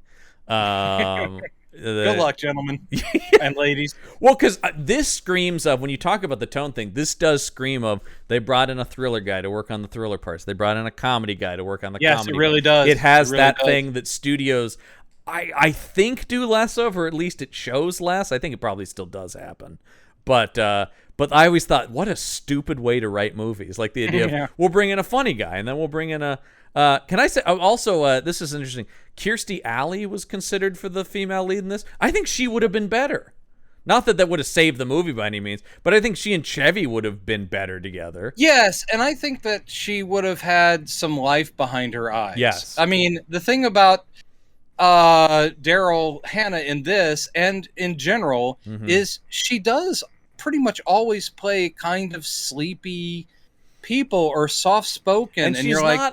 That's the thing this needs someone to at least... When she's a documentarian for National Geographic, that doesn't fit this kind of like waifish, sort of ethereal woman who's like, well, I mean, it just seems... She's got that California beach girl kind of like... She's not dumb, but she's very airy in her voice, and I mean, it's why. And when she and Nick get together, like for realsies, then it's all very cuddly, and I'm like going... I don't think cuddly works for this movie. I mean, no, she it really doesn't. Is like just doe-eyed over this invisible man. Maybe a Kirstie Alley could have brought more of a brassy attitude to it. A bite. Yeah, that they then could have had more kind of old-timey banter between them. It's interesting because he will use, speaking of Village of the Damned, Carpenter does use Kirstie Alley in that. So she was somebody who was on his mind. For stuff. And I've always been a fan of hers. I have a feeling that she was probably on Roger Ebert's mind. Oh, yeah. Every actress of the day was on Roger's mind. And being the nerd I am, I liked her best as a Vulcan. My favorite thing she ever did was Saavik. And I I agree. was sad that she was replaced. Not that Robin Curtis did a bad job. I thought Robin Curtis did a fine job, but it's unfortunate because she really does stand out in Wrath of Khan. She really does. She's very good in that. And she had perfect facial features at the time to be a Vulcan. Perfect. And I do really like her on Cheers when she took over for Shelley Long. Yeah, I mean, she is good, but it's another thing where I don't like the replacement idea. I just don't. It becomes so obvious. Well, Diane's gone. Here's your new girl. Here's somebody new for Ted Danson to flirt with. Yeah. That's because Danson got a flirt, man.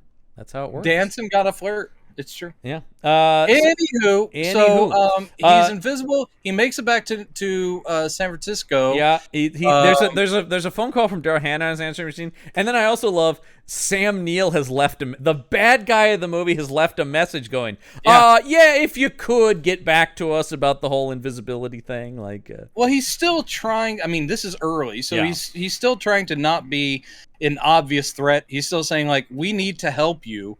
This is something that could harm you, so please get back in touch. Except for minutes later, a SWAT team is busting down his door. Yeah, that's very true.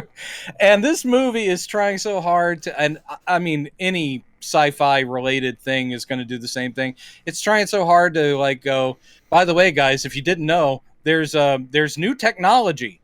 Yeah. They're not only night vision goggles, but they're thermal goggles, so we can see body heat. This is something I had forgotten the word. I also go what a comic book nerd I am. I kept calling them heat vision goggles, which I go, I know that's not right because for some reason I couldn't think of thermal vision, but I just go, well, there's night vision and then there's switch to heat vision, boys. I mean, that's that's fine. Once again, that's a good way. I also love them just coming in. You talk about being like the classic Invisible Man when they come in and they're spraying his apartment with paint. Yeah, that's a nod to Universal. I know, and stuff like that. I'm totally on board for. I'm and this is not a Universal movie. This is all just so they're tiptoeing around copyright infringement for sure. Yeah. Well, I don't think you can. Can you copyright something like that, like a way to catch an invisible man? I think it's later when he's dressed up like Claude Rains that probably gets the clear. And also, it is Memoirs of an Invisible Man, not Memoirs of the Invisible Man, because the Invisible Man I think is copyrighted. Yes, right. Which is interesting. Well, I think the book was also called Memoirs of an Invisible Man. Yeah, because I think the book is copyrighted too. Well, no, they had. No, I think the author always intended it to be an invisible man. Man. I think that makes sense, but I think that also saves them on. I don't think you can call a movie The Invisible Man. Yeah. We have yet to meet the Hollow Man, though, which we will at some point. We will meet the Hollow Man, and that's one that doesn't work either. No, but much like a lot of them, there's good stuff in it and talented people involved. Yes, talented people involved. You've got to love thrill at the action sequence of Chevy Chase standing against a wall so the SWAT team doesn't touch him. Brilliant. Yeah. Talk about it not working as an action movie. Because once again, it is sort of... And then you get this mildly thrilling moment of him hanging off of the stairs. Yes. That's almost a thrilling moment. Then getting his hand stepped on. Yeah. And he can't shout out. Yeah. Because that would give him away.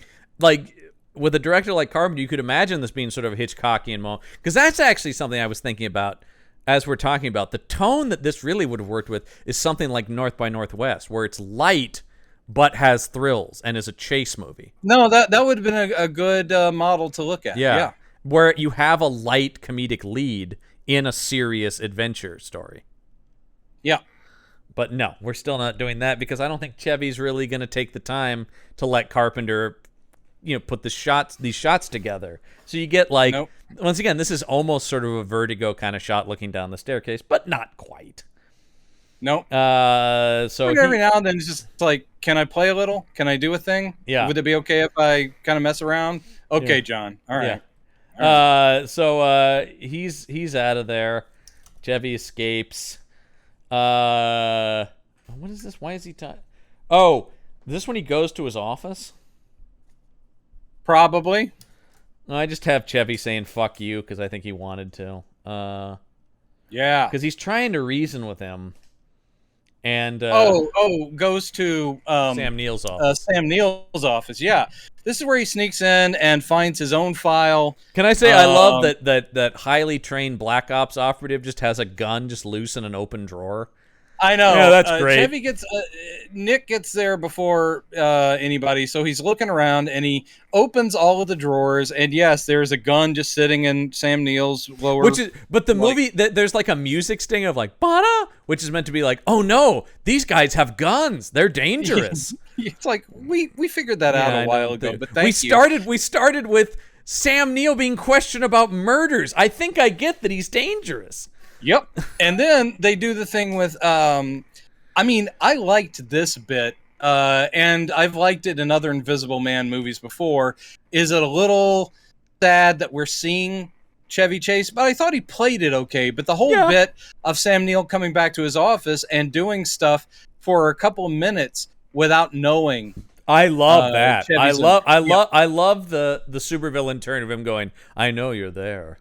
Yeah, and it's all because Chevy has tucked himself up against the wall to be as far, but he's been there for a good long while, and he's, the legs are sore, so he does sort of shift, and when he does, literally like his toe pops or something, or his knee pops, and then Sam Neill's like, oh, I caught that, but I'm going to pretend like I didn't for a second. I'm going to listen for some breathing. This is a good scene, mostly because of Neil.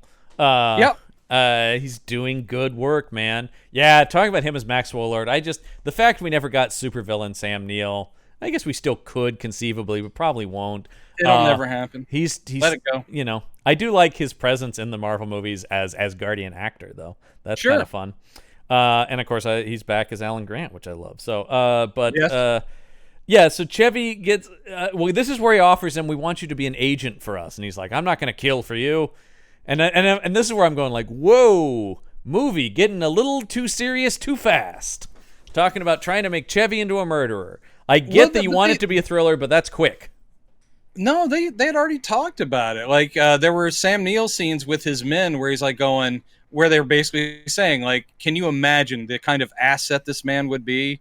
But I think the thing is too, it sort of seems like, could you imagine what we could do with his powers? Not, I'm going to send random bussman. No, they actually, it's part of that scene where he looks at the guy's file and says he was an Invisible Man already. And then he also says the way he thinks on his feet, he does do a whole thing of like, it's sort of almost like a Grosse Point Blank where he says he fits the model. He fits the profile. He could be an amazing. All right, let's not drag legitimately one of my favorite movies of all time into this, because I think you talk about a movie that, once again, another movie that balances action and comedy really well. No, I love it. I'm not saying it's on. No. I'm just saying. No, I agree. But I'm just saying, like even in the same breath, mentioning these movies, because I fucking adore Grosse Point Blank.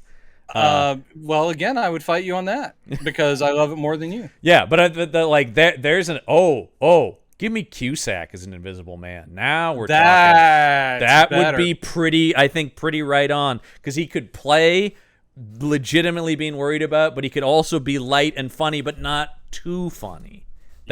Cusack might have been exactly the right guy for this, actually. Cusack would have been awesome. That would have worked. And especially if he had not been, and I keep harping on this, but I just it's like, guys, if you want to do an Invisible Man, it can't be someone with amazing resources. Right. Because that bleeds tension. But you could buy Cusack as just, I'm just a Chicago guy who has a part-time job, but I really want to write music or draw cartoons or something, That's the thing. Yeah. Oh, draw cartoons. See, you want an Invisible Man movie done by Savage Steve Holland. Oh, actually, yeah. I get it. Well, Better Off Dead is another one of my favorite movies. Better Off Dead is absolutely great. That movie is perfect. I love it. It's so funny and weird and specific. I want my $2. I want my $2. So he gets this gun to Sam Neill's head, and he's using him as a hostage to get out of the building. Yeah. And what does he do? He escapes to the summer house, like we all would. What? Yeah, I know. The idea of having a summer house is so foreign to me. Even growing up fairly affluent, we weren't summer house rich. No, this is nice shit, and especially in the Bay Area. A gorgeous summer house. Oh my God. And this is following on what is meant to be the big dramatic, and Chevy's trying. This is supposed to be the big dramatic monologue because he's walking around, and this is him saying, like, when I was a kid and I used to watch Invisible Man movies, I always thought it would be fun. Like I could go anywhere, I could go into girls' locker rooms or whatever, and there would be a lot of goofy. By the way, that in the more comedy version, there would be a scene of something like that. Of course, and she brings it up later, like, "What have you done while you were invisible? Look at naked ladies." He's like, "Don't even fuck with me." Yeah. But anyway, so this is supposed to be his. Like, I'm so far past that, lady. I'm a lonely man, and no one knows I'm here. I'm like a ghost. And this is the kind of stuff that Chevy. It's not that Chevy's trying. Chevy is bad at this because Chevy is tough to pity. It is it comes off as whiny. It doesn't come off as this poor guy. He's not relatable, and he's tough to pity. It's all the same. It's the exact reason it doesn't work. That's where that hangdog Cusack would have really worked. Cusack, but he does this. There's one pretty cool scene where he's walking down the sidewalk looking really mopey, and an old woman gets her purse nabbed. And all he does is reach out. He doesn't even really look. He reaches out, grabs the purse back from the running guy, and hands it to the lady who can't see him. And it's like, oh, he did an act of good. Because. I like this scene as well, and I think you did because we both are like kind of the only like superhero moment.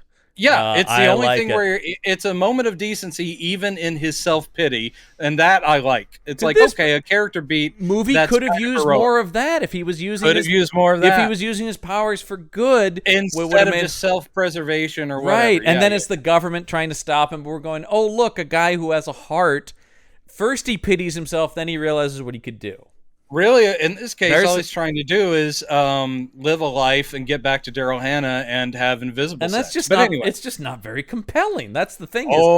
Again, Roger has something to say to you about that. But yeah, so he does. He immediately goes, I love that it's a big cut from, I am nobody anymore. I have no life. I can't even eat or do this. And he's like, suddenly, he goes, oh, I know a place I could go.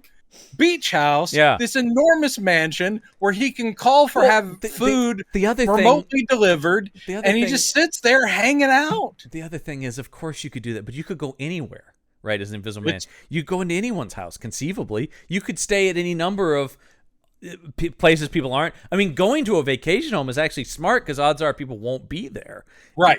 But the fact that he has such easy access to it, if he just went and hid in someone's beach house, that would be something.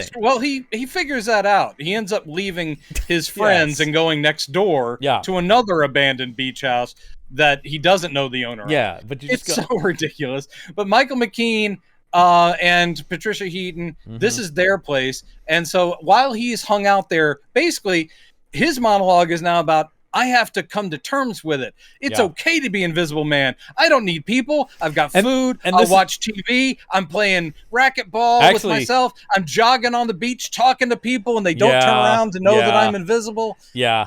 That's actually that's the closest to what I would probably be like as an Invisible Man, is like, I'm just going to eat food and stay in a nice house and watch TV. Yeah, and he's using his friends, not only his beach house, but also his friends like credit cards and stuff. But again, his friend's like a fucking millionaire or whatever. So it's like when they get there, he's like, oh, I know who ran up my bill and hung out here. It has to be my old buddy Nick. And also they're talking about, because this guy's such a piece of shit, he's probably bringing somebody out here to bang him and leave him, you know? Yeah, So basically what happens to disturb his little idol is that Michael McKean and Patricia Heaton show up with Daryl Hannah, their buddy, who's back in town from Brazil or wherever the fuck, and a guy that God, you talk about the broadest performance in this movie. It is a guy that looks very much like the nasal spray guy from Ghostbusters that Dana dated. It looks very much like this guy, but it's somehow a guy douchier. who has a voice down here. It's ridiculous. I mean, maybe that's the guy's real voice. It's a Matt Berry character. I know. He's British and he has a voice down here. I sure would like to have sex with Daryl Hannah. So the idea is that it's a couple's weekend away. Is this the idea? It's a setup? Like, are they trying to set Daryl Hannah up with this guy? I think so, Yeah. and he's thinking it's going to happen. Get me a piece of that mermaid. We did see that Nick did stand her up before. Was it before or after she left for Brazil? But anyway, he stood her up because he was invisible. Yeah. So she has written him off, and then they sit around in the beach house while Nick is there invisible, drinking wine and basically shit talking Nick because he's not there. Which is once again a good idea for a scene. Yeah, and it reminds me a lot of Christmas Carol because it reminds me, of course, when the ghost of Christmas Yet to Come, but wouldn't the thing of Present, yeah, takes Scrooge to his nephew's place, and they're like going, "Oh, don't be so mean to my Uncle Scrooge," and they're like, "Well, why not? He's a fucking asshole." Yeah. And he's like, "What are you talking about? I'm right here. He's the biggest piece of shit anyone's ever seen. I thought everyone loved me." But the thing that doesn't work about it is this the theme of the movie? If the movie's about he becomes invisible and a better person. But it seems like if you want to do the movie about the loneliness of being invisible, then they would be like, who? Nick? Which one of your friends is that? Well, again, that would be the way to play it. It's because no matter what Sam Neill's character said about him, we see that he has a support network of friends who are extremely wealthy. He's extremely wealthy, and the friends, they give him some shit, but I mean, McKean still helps him out in the end and dresses up as a decoy and all this stuff.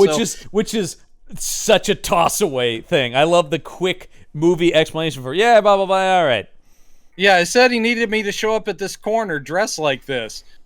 I would have rather. You are a good friend because I would have asked some questions. Well, I know.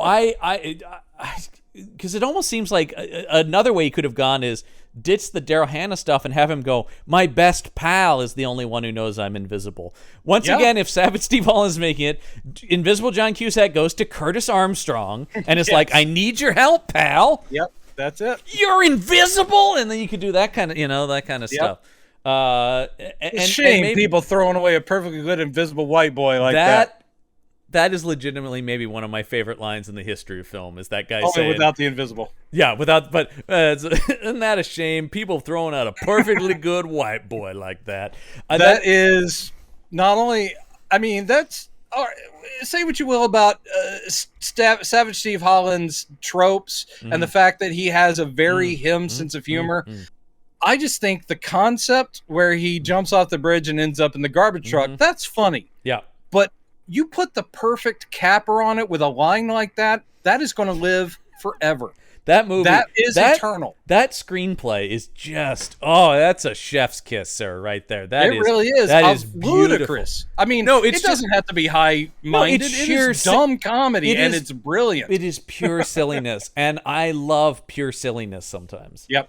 At least early in his career, John Cusack was okay with pure silliness, and then apparently he was done with it. Yeah. Although, more serious Cusack is great, too. Great dramatic actor. No, I'm not saying he can't. I mean, I love the grifters, and stuff like that. But he tends to shit talk those early I know, movies. he does. And I'm always like, dude, Better Off Dead is legitimately one of my favorites of his.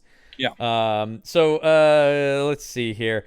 Let me talk about Michael McKean's premature ejaculation joke then. What is that? Why?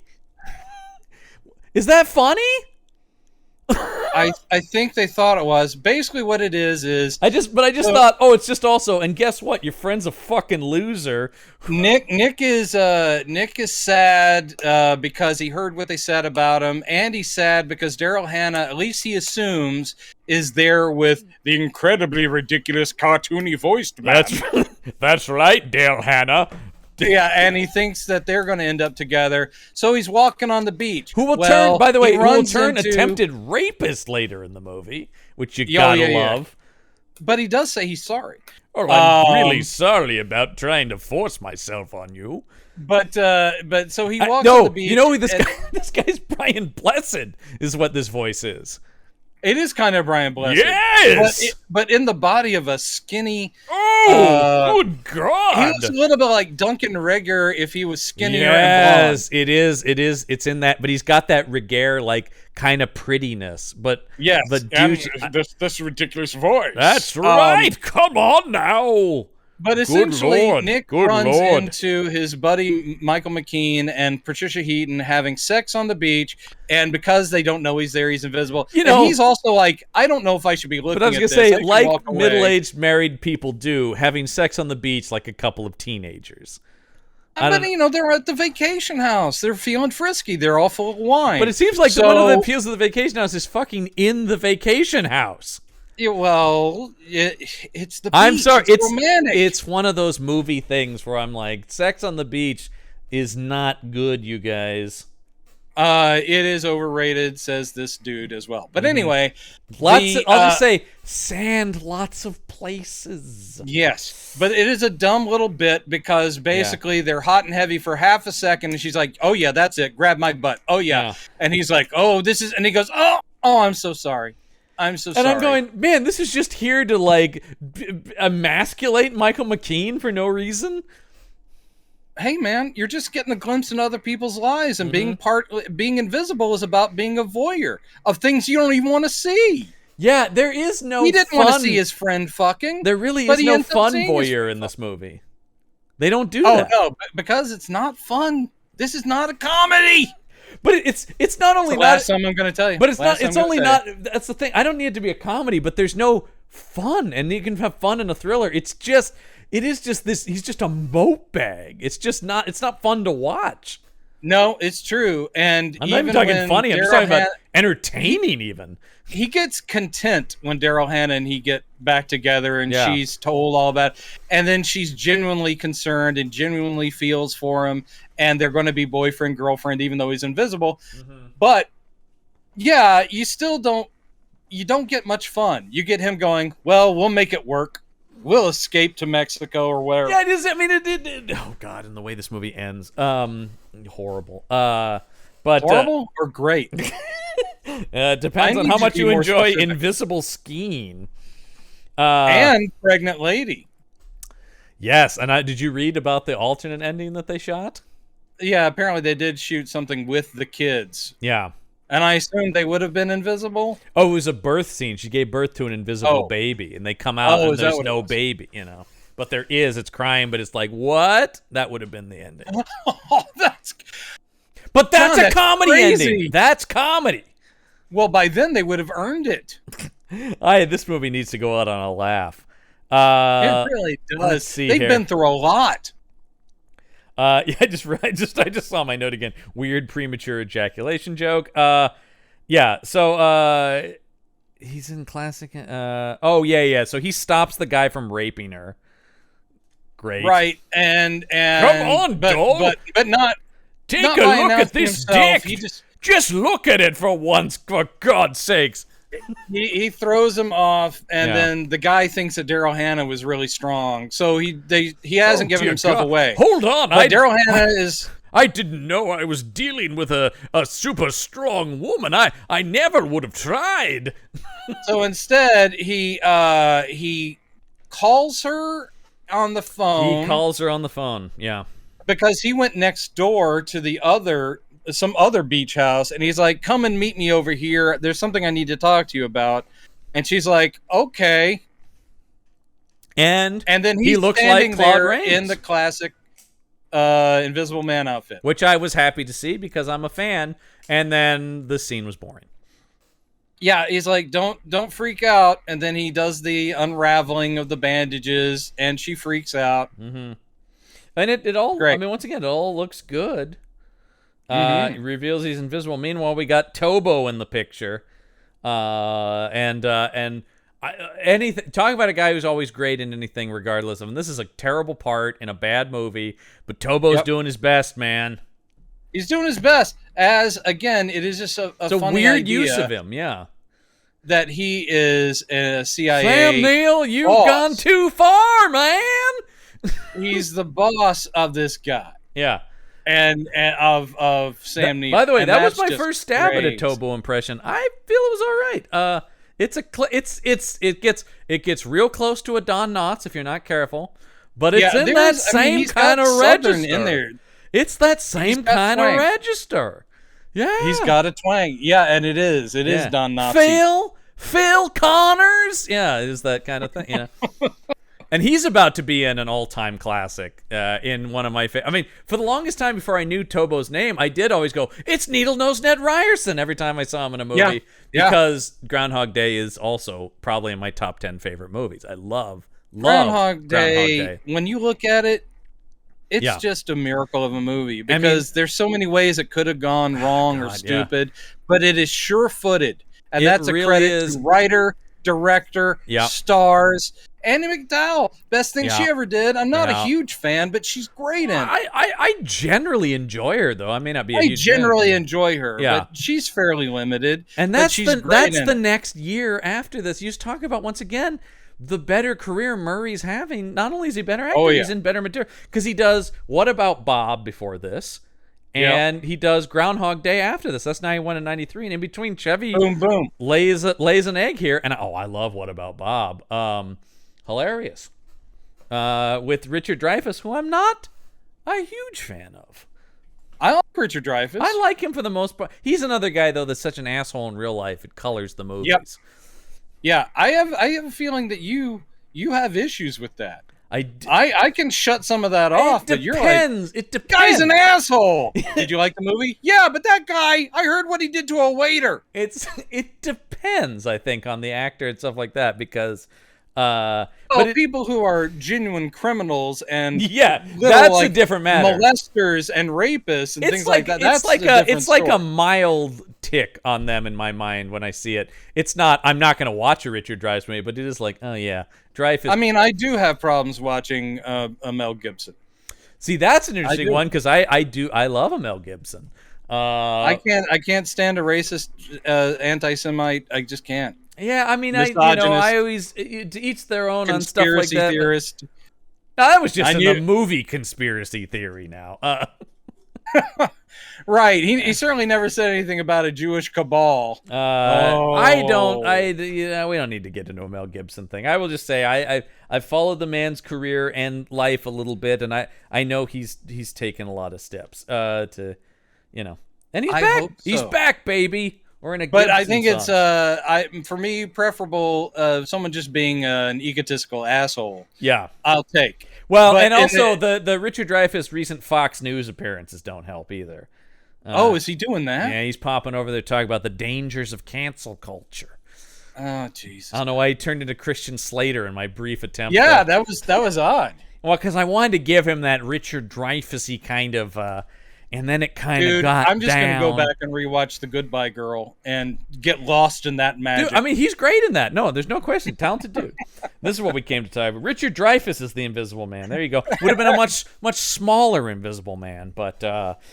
Well, talk about someone who would have been very everymanish, except for very hyper East Coast Invisible Man-ish. If you're looking for the very neurotic Jewish take on this, then you've got yes. That's a way to go. It's a way to go. It would have been a way to go. I mean, that's the thing is, this is malleable enough. It's just it doesn't choose a side. Like we said, it doesn't choose a tone. It doesn't even really choose a plot though.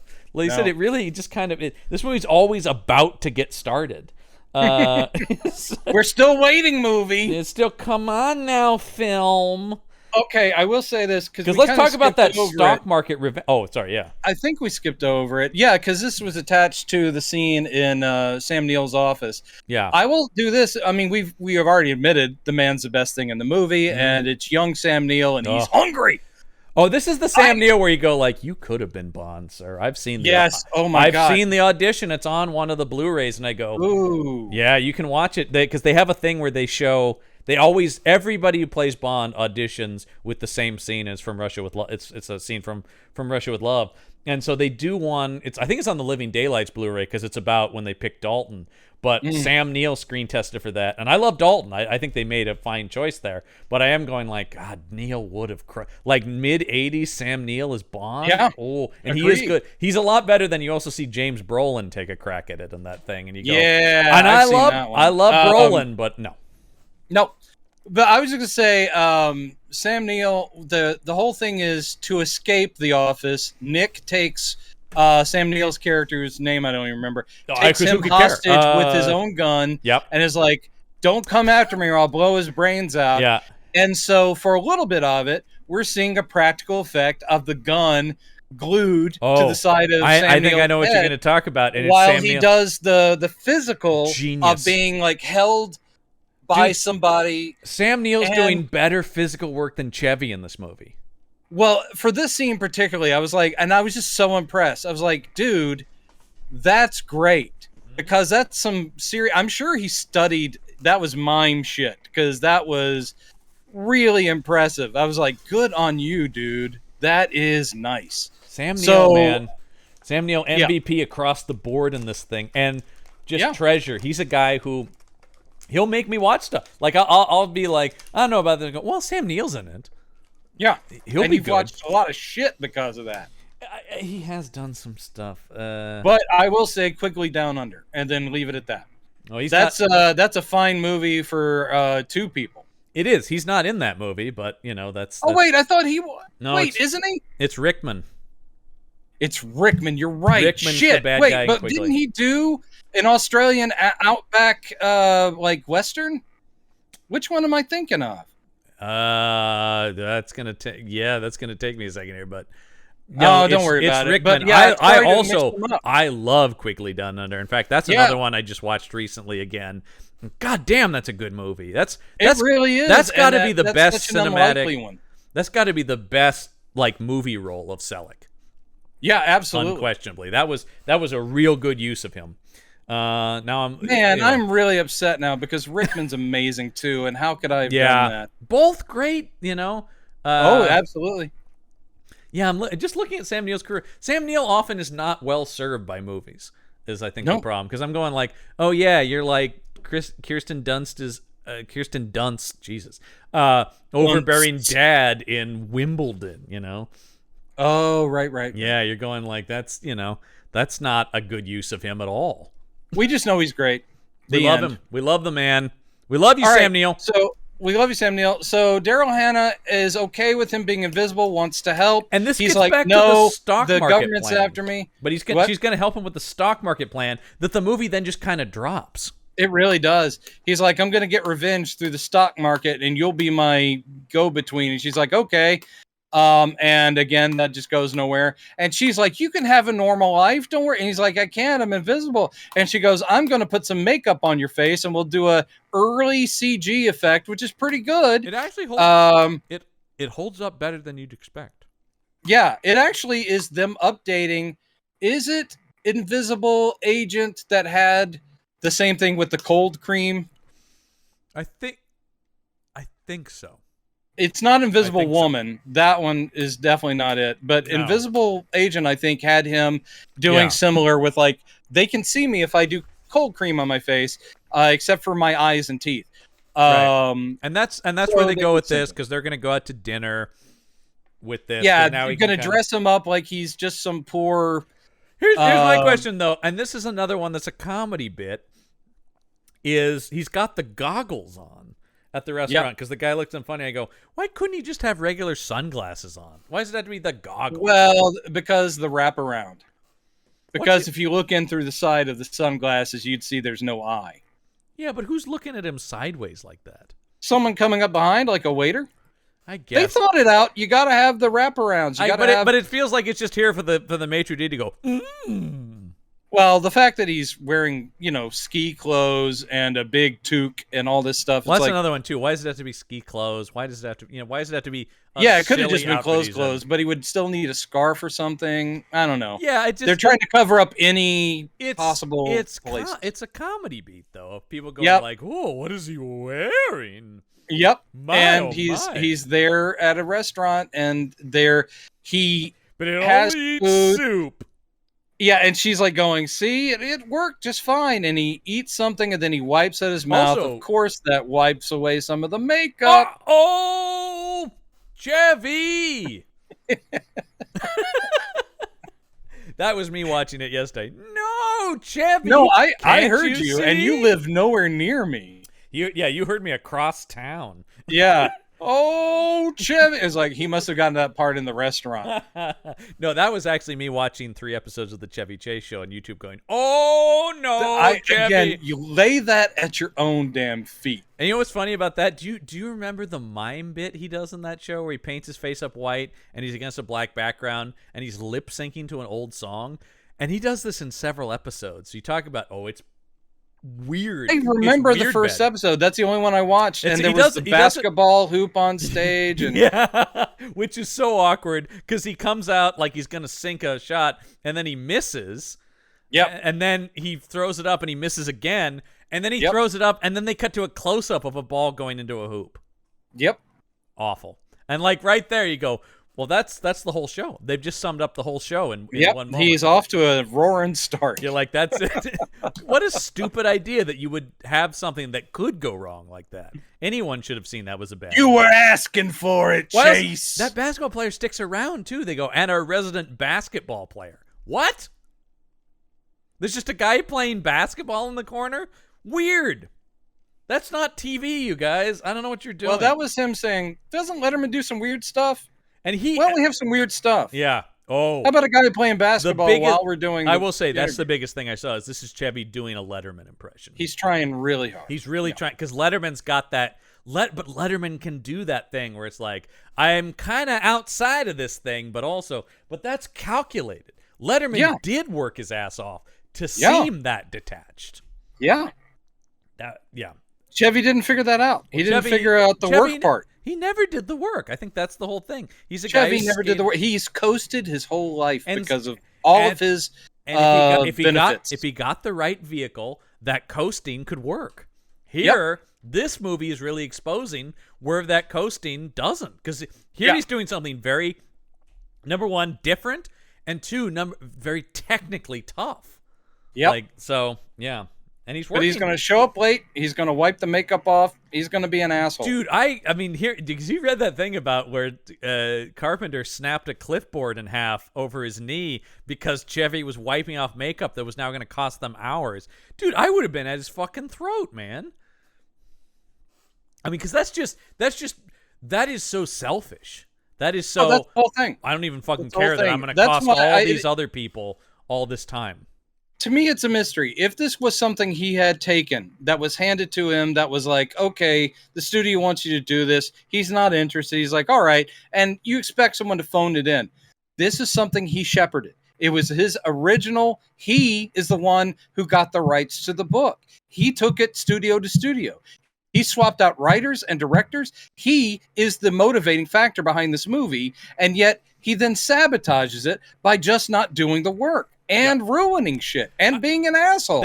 If it was me and this was, I mean, okay, but let's say I've already had a career. Yeah, but this is something that means you and I would devote so many loving hours to making a perfect Invisible Man movie. Like, but also if I had his career and this was something that I believed in, yes, I'd say, look, I know I've half-assed it in the past.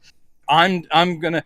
It's just like the Steve Martin skit on Saturday Night Live when he came out at the opening. It is, I'm not gonna phone it in. Yep. I'm gonna show up tonight. I'm gonna learn my lines tonight. I'm not gonna. And I'm like, that would have benefited Chevy if he had decided, yeah, I've done this in the past, but this one matters because it's on my shoulders. Yeah. Nope. But he didn't do it. Nope. No, sir, he did not. Could not be bothered. Could not be bothered. And that's the whole thing. And it is interesting.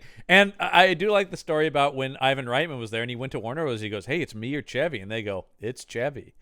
Yeah, at that time. Because Reitman was, it was before the big hit. Do you think the Warner people, those guys saw Ghostbusters and went, oh, maybe we should have gone Reitman? Oh, they did. Because you're like, he just did and exactly. It's not because of the movie. It's not that they saw the movie. They saw the numbers because that's studios. Yeah. They didn't care. The movie, they probably went, oh, yeah, it was fun. But they looked at the money that Ghostbusters made, and they're like, we are the biggest fucking idiots in the world. We were trying to do something in the same vein, aimed at the same audience.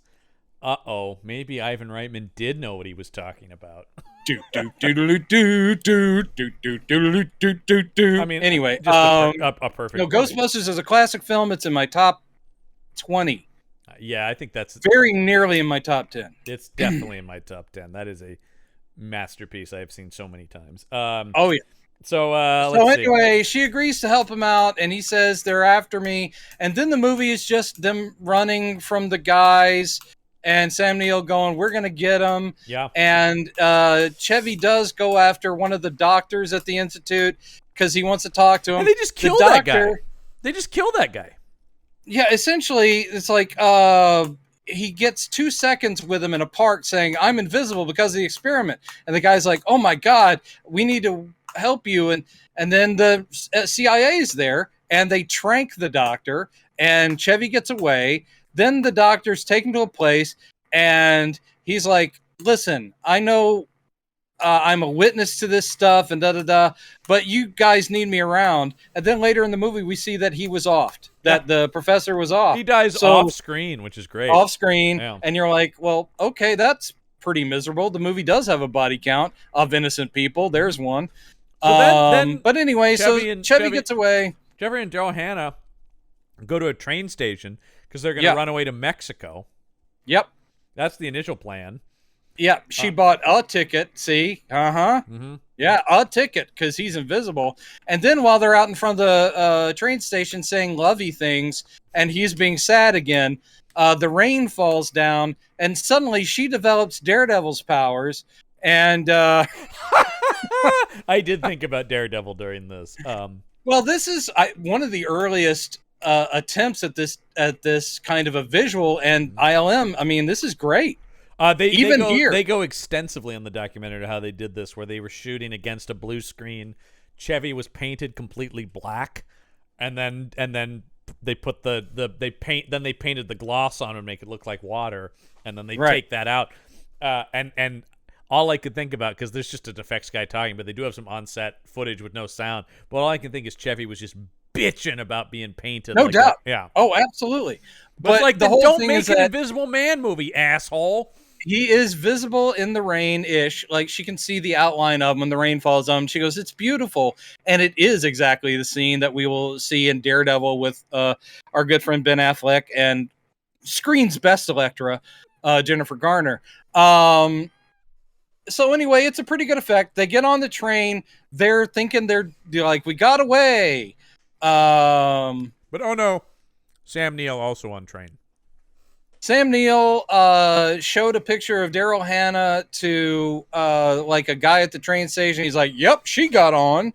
And so he gets on. He's like, "Where's it headed?" "Mexico." So he gets on board the train. He finds them. They have Chevy leaps off the train. Yeah, off of a bridge into the river. Off a bridge. He would be dead, for sure. Into a lake, yeah. Or at least his legs would be broken. I mean, it is a long fall off of a raised-up bridge, you know. And essentially, this is Daryl Hannah then goes on to say, or she plays it off as like, "Well, you got what you wanted. He's dead now." Yeah. So they're going to play it like he's dead. Oh, he's when I not say really he's dead. That's not a line in the movie, but it should be. Yeah, pretty much. Yeah. And what happens then? How did they end up at that building? I don't even remember how they end up at the train building. into water, and doctor's death. Yeah, that's when he sees he goes back into town. Oh, and then this is where we come back to the video, because we see that the whole time, I guess, it's now Sam Neill watching the video. Right. And he says, "You've got Daryl Hannah. I will exchange myself for her." And that's where Sam Neill didn't believe he was dead and decided to keep Daryl Hannah. He's wrapped up like the classic Invisible Man. He's on the payphone down in the street, and he goes, "I'm down here. You come and get me. I'll give myself up if you turn over Daryl Hannah." And the place that he's giving himself up at is a unfinished building site, and again, wrapped up person on an unfinished skyscraper. I'm thinking, you thought the same thing I thought. I thought Darkman too. By the way, it always brings me back to that line that me and my brother always do: "Look around you." Oh my god! The climax of Darkman is amazing. I just love that movie. I love that movie. That's another one I've watched in quarantine and I'm never disappointed, man. I love that movie. The only thing that disappoints me, there aren't real sequels to it. I know those things. I can't even count them. No, those are future Action Shelf episodes. Yeah. But I thought that too. But this is also where they go, he's across the street, let's go get him. But let's get Tobo in here I'm like, dude, we're actively going to go catch the guy. Now's the time for Tobo to be like, I got to shut you down, Sam Neill. They're little runners of Tobolowsky showing up saying, this is crazy. What you're doing is going too far. Yeah. And then he's killed this professor. He's like going, you are off the rails on this, and I'm going to shut you down. And Sam Neill's like, you try it. You try it. We get the same scene like 3 times of just Tobo going, I don't approve of this, and I got to shut you down, buddy. Sam Neill is now essentially Ahab, and Nick Holloway has become his white whale. And he will stop at nothing to get him. Except you just don't feel that at all. You are told that. I understand that logically, but man, there is nothing. I mean, the whole movie is just. If this had taken place over a longer period of time, like we had transitions, and it's been maybe even years of him hunting this guy, then I would have felt that. This whole movie takes place over, what, a month, maybe? Maybe, yeah. Couple weeks, yeah.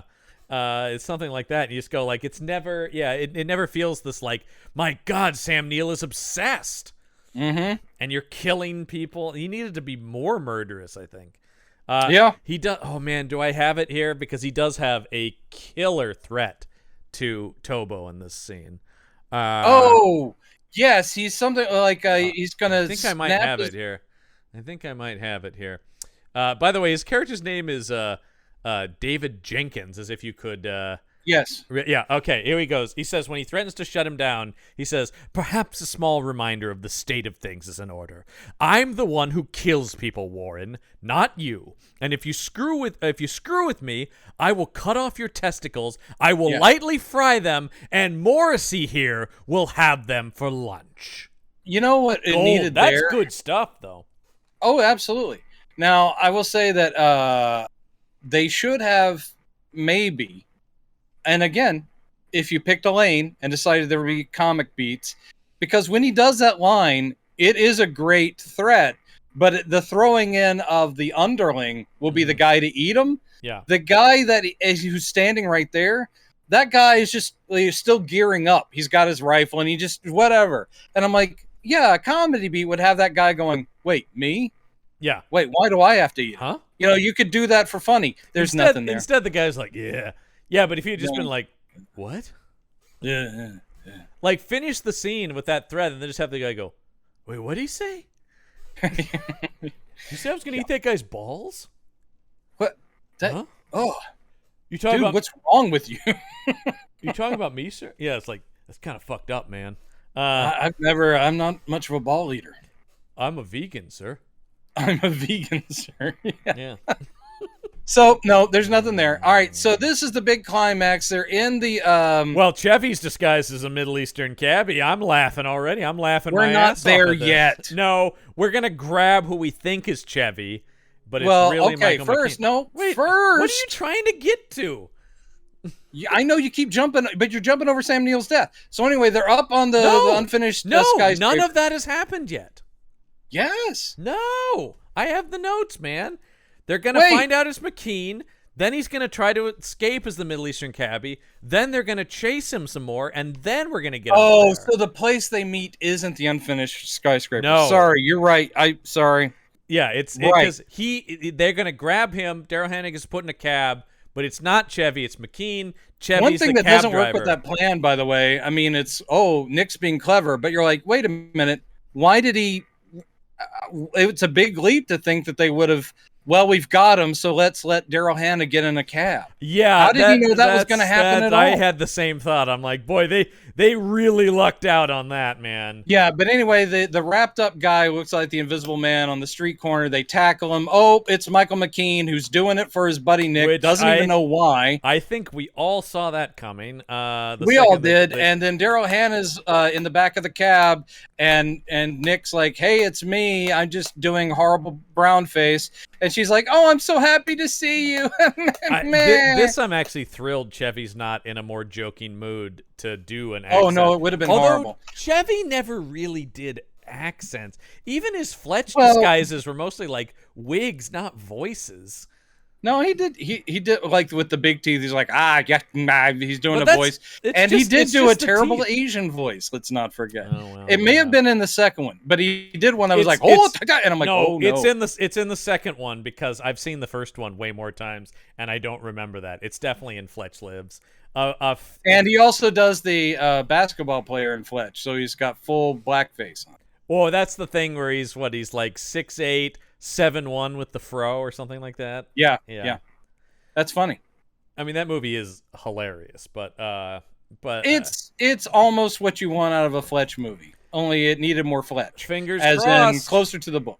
Fingers crossed, Johnny Hamm delivers that. He's too handsome. He's too handsome. But Fletch is supposed to be handsome.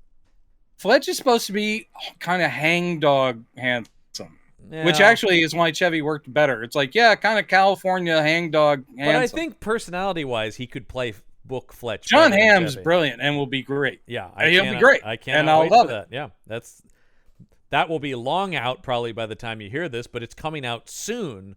When we're talking In about- our universe, in Yeah. our timeline. yeah. But we got to finish this one up. Chevy's on the run, and who spots him on the ground? Helicopter pilot John Carpenter. Yep. There he is. Not a guy who often does cameos, but No, sometimes does. he totally Alfred Hitchcocked out on this one. He does a cameo in The Fog. That's the only other time I remember seeing him. So, yeah, Chevy and- uses a. By the way, there's a truck that's spraying water on the roads, and that's what Chevy uses to get the makeup off of him as he's running down the street. Clever. Yeah, I remember that. That's not bad. Not bad. They chase him some more. Then he gets to the construction site, which is where he falls in sand, so that reveals his shoulder, so that Sam Neill can see him as they're And going he up. sees the sand on, because Chevy is in his invisible suit from the very beginning.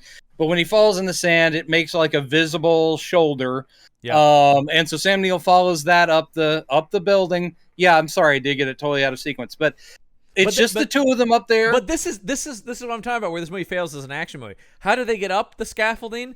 They just politely ride in an elevator together up. No action of climbing, no anything exciting. They just stand in an elevator and Are they tete-a-tete. both in the elevator? Yeah. Because That's right. Yeah, Yes, that's what he they're follows him. talking. And he's going like, "You're not going to win this, Nick." And I'm just going like, man, you have a scaffolding. Well, because I am thinking of that Dark Man. And I go, we don't have any leaping from girder to girder or grabbing onto a thing. Dude, an Invisible Man would not be able to leap from girder to girder because your balance would be totally off if you can't see your fucking feet or But I'm legs. just talking about do something with it instead of having just two guys stand and talk in an elevator. Right. This doesn't deliver the goods in comedy or action. We got nothing doing here. So essentially, it boils down to what would be kind of clever, only it doesn't work if you have eyes. No, I can't believe this works. I refuse to believe Sam Neill would go out this way. Nick takes his jacket off, is talking to Sam Neill as if it's really him, but he's holding the jacket up like a matador's cape. Yeah. Because it makes Sam Neill think that's him a couple of feet to the left or whatever. But anyone with eyes, now the whole thing is not visible. The coat isn't. It's still just some of the dust on it. Mm-hmm. But you can tell that's an empty sleeve. You can tell there's no movement, even though Chevy's kind of doing a little up and down as if he's breathing in it. And you're like, no, it's still a flat coat. And it's another thing where, once again, I'm going, this is another one where I'm asking, am I supposed to think this is an action beat, like a clever beat in an action movie, or am I supposed to be laughing at this? I can't tell. I think it's supposed to be clever action, but again, I'm like, I'm not buying it. But then But just Nick Chevy is doing daintily holding that when we see it's him doing it. I'm going, am I supposed to laugh now? I don't know. I just don't know, and I don't think the movie does either. Nope. But it's Nick doing a whole thing of, I'm tired of being chased. I'm tired of this, and you finally have driven me to it. I can't live like this anymore. I'm going to do it. I'm going to jump. You got me. I'm dead. And he's like, you're not getting away from me so fast because you're worth too much. And Sam Neill basically tries to tackle Nick, but he's just tackling the empty coat. And Nick says, what does he say? Doesn't he say like, "Olay, motherfucker"? Something along that. He does. He says, "Olay, motherfucker." hilarious. very diehard. Yeah. Because Sam Neill. Oh God, it really makes me shudder to think that I understand Chevy wants to do something to him, but to think Chevy ever considered himself to be a potential action hero is very sad to think about. So Sam Neill's character goes out like a punk, falling several stories with a coat, and then hits the sidewalk right in front of Daryl Hannah. And I do love the fact it's like, dude, she is like, oh, I'm like, that would be so much grosser than just a quick, oh. Mm-hmm. That's a body that's just splattered. And then you've immediately got Tobo cleaning it up with the press. Yep. Nothing to see here. Nothing at all. And he does lay the death of the doctor on Sam Neill's character, saying that Sam Neill's character had a psychotic break or something. So basically, he's the fall guy, and they're basically free now. It's like they're going to let Nick go. Mm-hmm. It's like, dude, be healthy, whatever. And then we cut to that seems insane. Maybe they're not as psychotic as Sam Neill, but you think they'd still want him? Yeah, like, look, he was wrong about how he went about it, but we'll pay you. Yeah. We'll make your life really awesome. Maybe do that. Yeah. Instead of like, we want to dissect you. It's still valuable. He's still valuable in some capacity. I don't know what the. Yeah. Take a couple of blood samples. Why don't you piece of shit? But anyway, let's at least look at his molecules. Yep.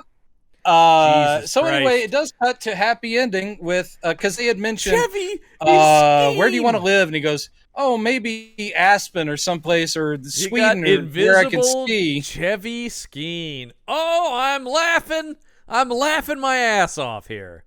It's not about funny. He's just skiing, John. You just keep waiting for funny. That's never going to be there. You don't think an invisible man in a full ski suit sloping down the mountain? It just looks like a guy skiing. He just looks like a guy skiing. But then when he takes off the thing, I mean, he skis to his cabin, and there's pregnant wife, and they kiss. The end. No, I'm sorry. This movie is a comedy. I don't care what the intention was. It's too silly not to be. Like I said, if it's not a comedy, then it's a very silly thriller. It's a failed thriller and a never meant to be comedy with a couple of jokes. I feel like the studio is trying, and the studio was definitely trying to push it comedy because like I said, that is definitely true. Goldman tried to push it comedy, and Carpenter was trying to push it comedy. When they talk about an argument of tone, it seems the only person arguing for drama. I heard that Carpenter was one of the reasons he was picked. Reitman was pushing comedy with the Goldman script, which was comedy. I just want to see what and Carpenter was like the choice where they're like, why him? And Chevy's like, because he gets it. It's not supposed to be funny. And so Carpenter, at least in the beginning, agreed, like, let's make this an action flick. By the time they probably did want it to be liked. Yeah, well, because they talk about one of the things they argued about was the film's tone. They did have disagreements about that, they say, while shooting. So I do think Carpenter probably was trying to hold, because it seems like it's not even, maybe Carpenter was trying to push it action. Chevy was trying to push it drama. Like, what is an invisible man? How lonely is that? So I think maybe Carpenter was like, okay, well, I can fill this with helicopters and chase scenes and stuff like that. I can give you some of that Chevy's stuff. like, no, introspective drama. But introspective drama, if that was something Chevy was pushing for, but Chevy was also pushing for action. He wanted, apparently the whole spies thing was his idea. But and he already made a good, funny spy movie with Aykroyd, so just be happy with that. Spies Like Us. I love Spies Like Us. That one. Oh, Spies Like Us. I haven't watched that one in a long time. Spies Like Us is great because it's them doing basically a Hope and Crosby movie, right? Yep, exactly. And then so I just love all the directors doing their cameos. Yeah. That's a lot of fun. Spies Like Us is a blast, and that's Landis. Yep. Great. Landis. Great. Well, Landis actually did know how to get performances out of Chevy. And apparently that was the thing Reitman told the studio. He goes, don't worry, I can handle Chevy. And then at a certain point goes, I can't handle Chevy anymore. I could have handled Chevy about 5-8 years ago. Yeah, exactly. And that was sort of the thing where because Murray's prickly in a much different way than Chevy, but it was Reitman was seen as, well, he's the Murray whisperer. He can, he can get something out of that guy. So maybe he can also work with Chevy. And Reitman goes, yeah. But I think Chevy's a bigger asshole than Murray. I think Murray is difficult, but Murray wants good product. Murray is still really hard to work with. He's hard to work with, but I think he brings it. He brings it, and he is in service of quality. He wants to be in good things, and so Yes. he may be an asshole about it, but he has more of a point than Chevy. Chevy's just lazy. Murray is not lazy. Say what you will, Nope. and you see it because that guy is never not on his game. No, I mean, he's been in some really bad movies. But even still, he's trying, man.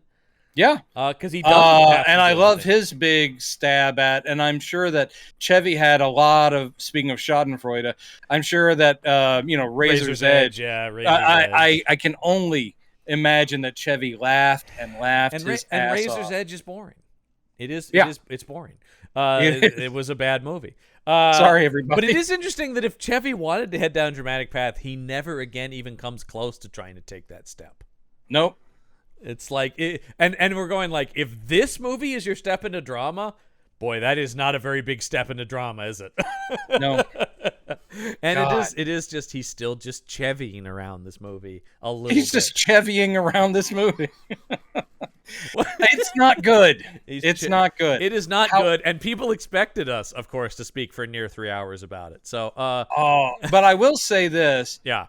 Again, there's some invisible manness of it that I like. Yes. If There you can is find some an good effects that I like. If you can find an effects, and actually go watch the trailer for it, because most of the effects are in the trailer because they're really that's trying true. to sell it as that. So if you want to get an idea of it, the trailer might be your best bet. And it's actually. better than a lot of movies we've seen. Oh, it's in not. this It's not horrible. It's just season. for who's involved, for the amount. By the way, $40 million budget, worldwide gross 14.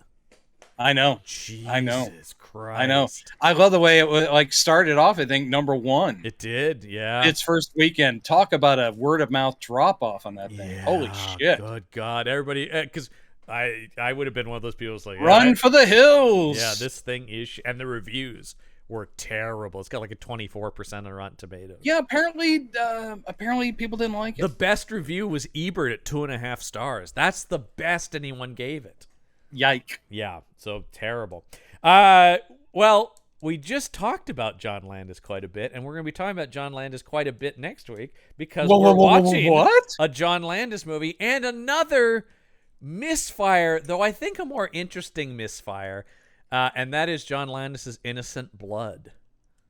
Innocent Blood, yes. Yeah, a movie I want to like because I do think it's a mashup of the vampire movie and the gangster movie, and that is a good idea on paper.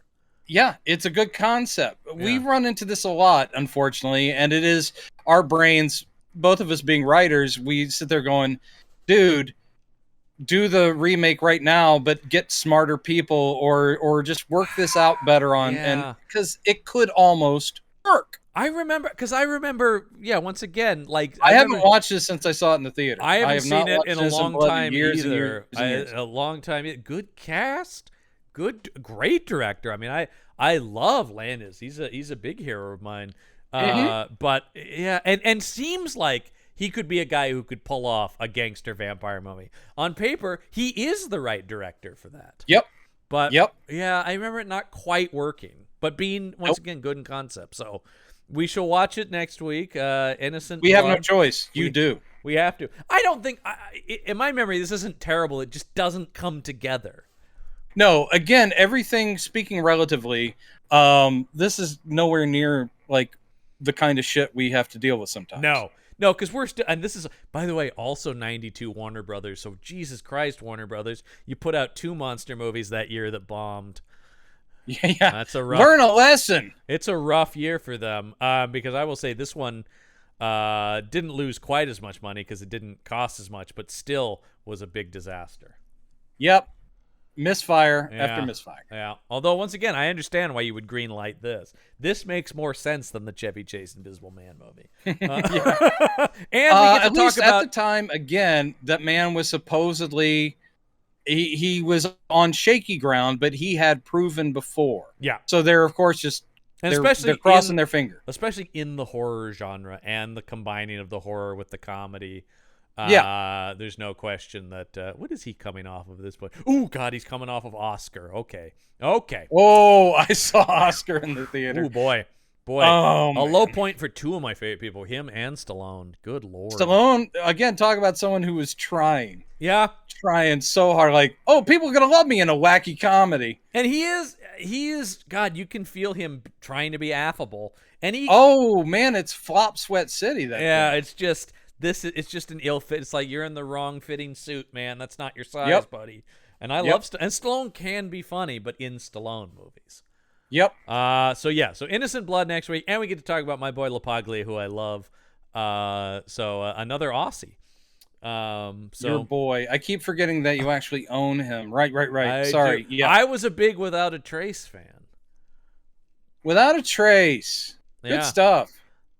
So we're gonna talk about Innocent Blood next week, but that's gonna do it finally for this episode. I know people expected this to be we did an hour just on Chevy's career up front. So I know, Yeah. But and you I think can't people are you still trying to not shake Chevy, that off. Chevy is such a bizarre figure in Hollywood to me, and this is it. This is our only chance to talk about him. He never made another monster movie, believe it or not. Nope. He didn't then go. Do you think if this had hit, he would have done the other Universal monsters?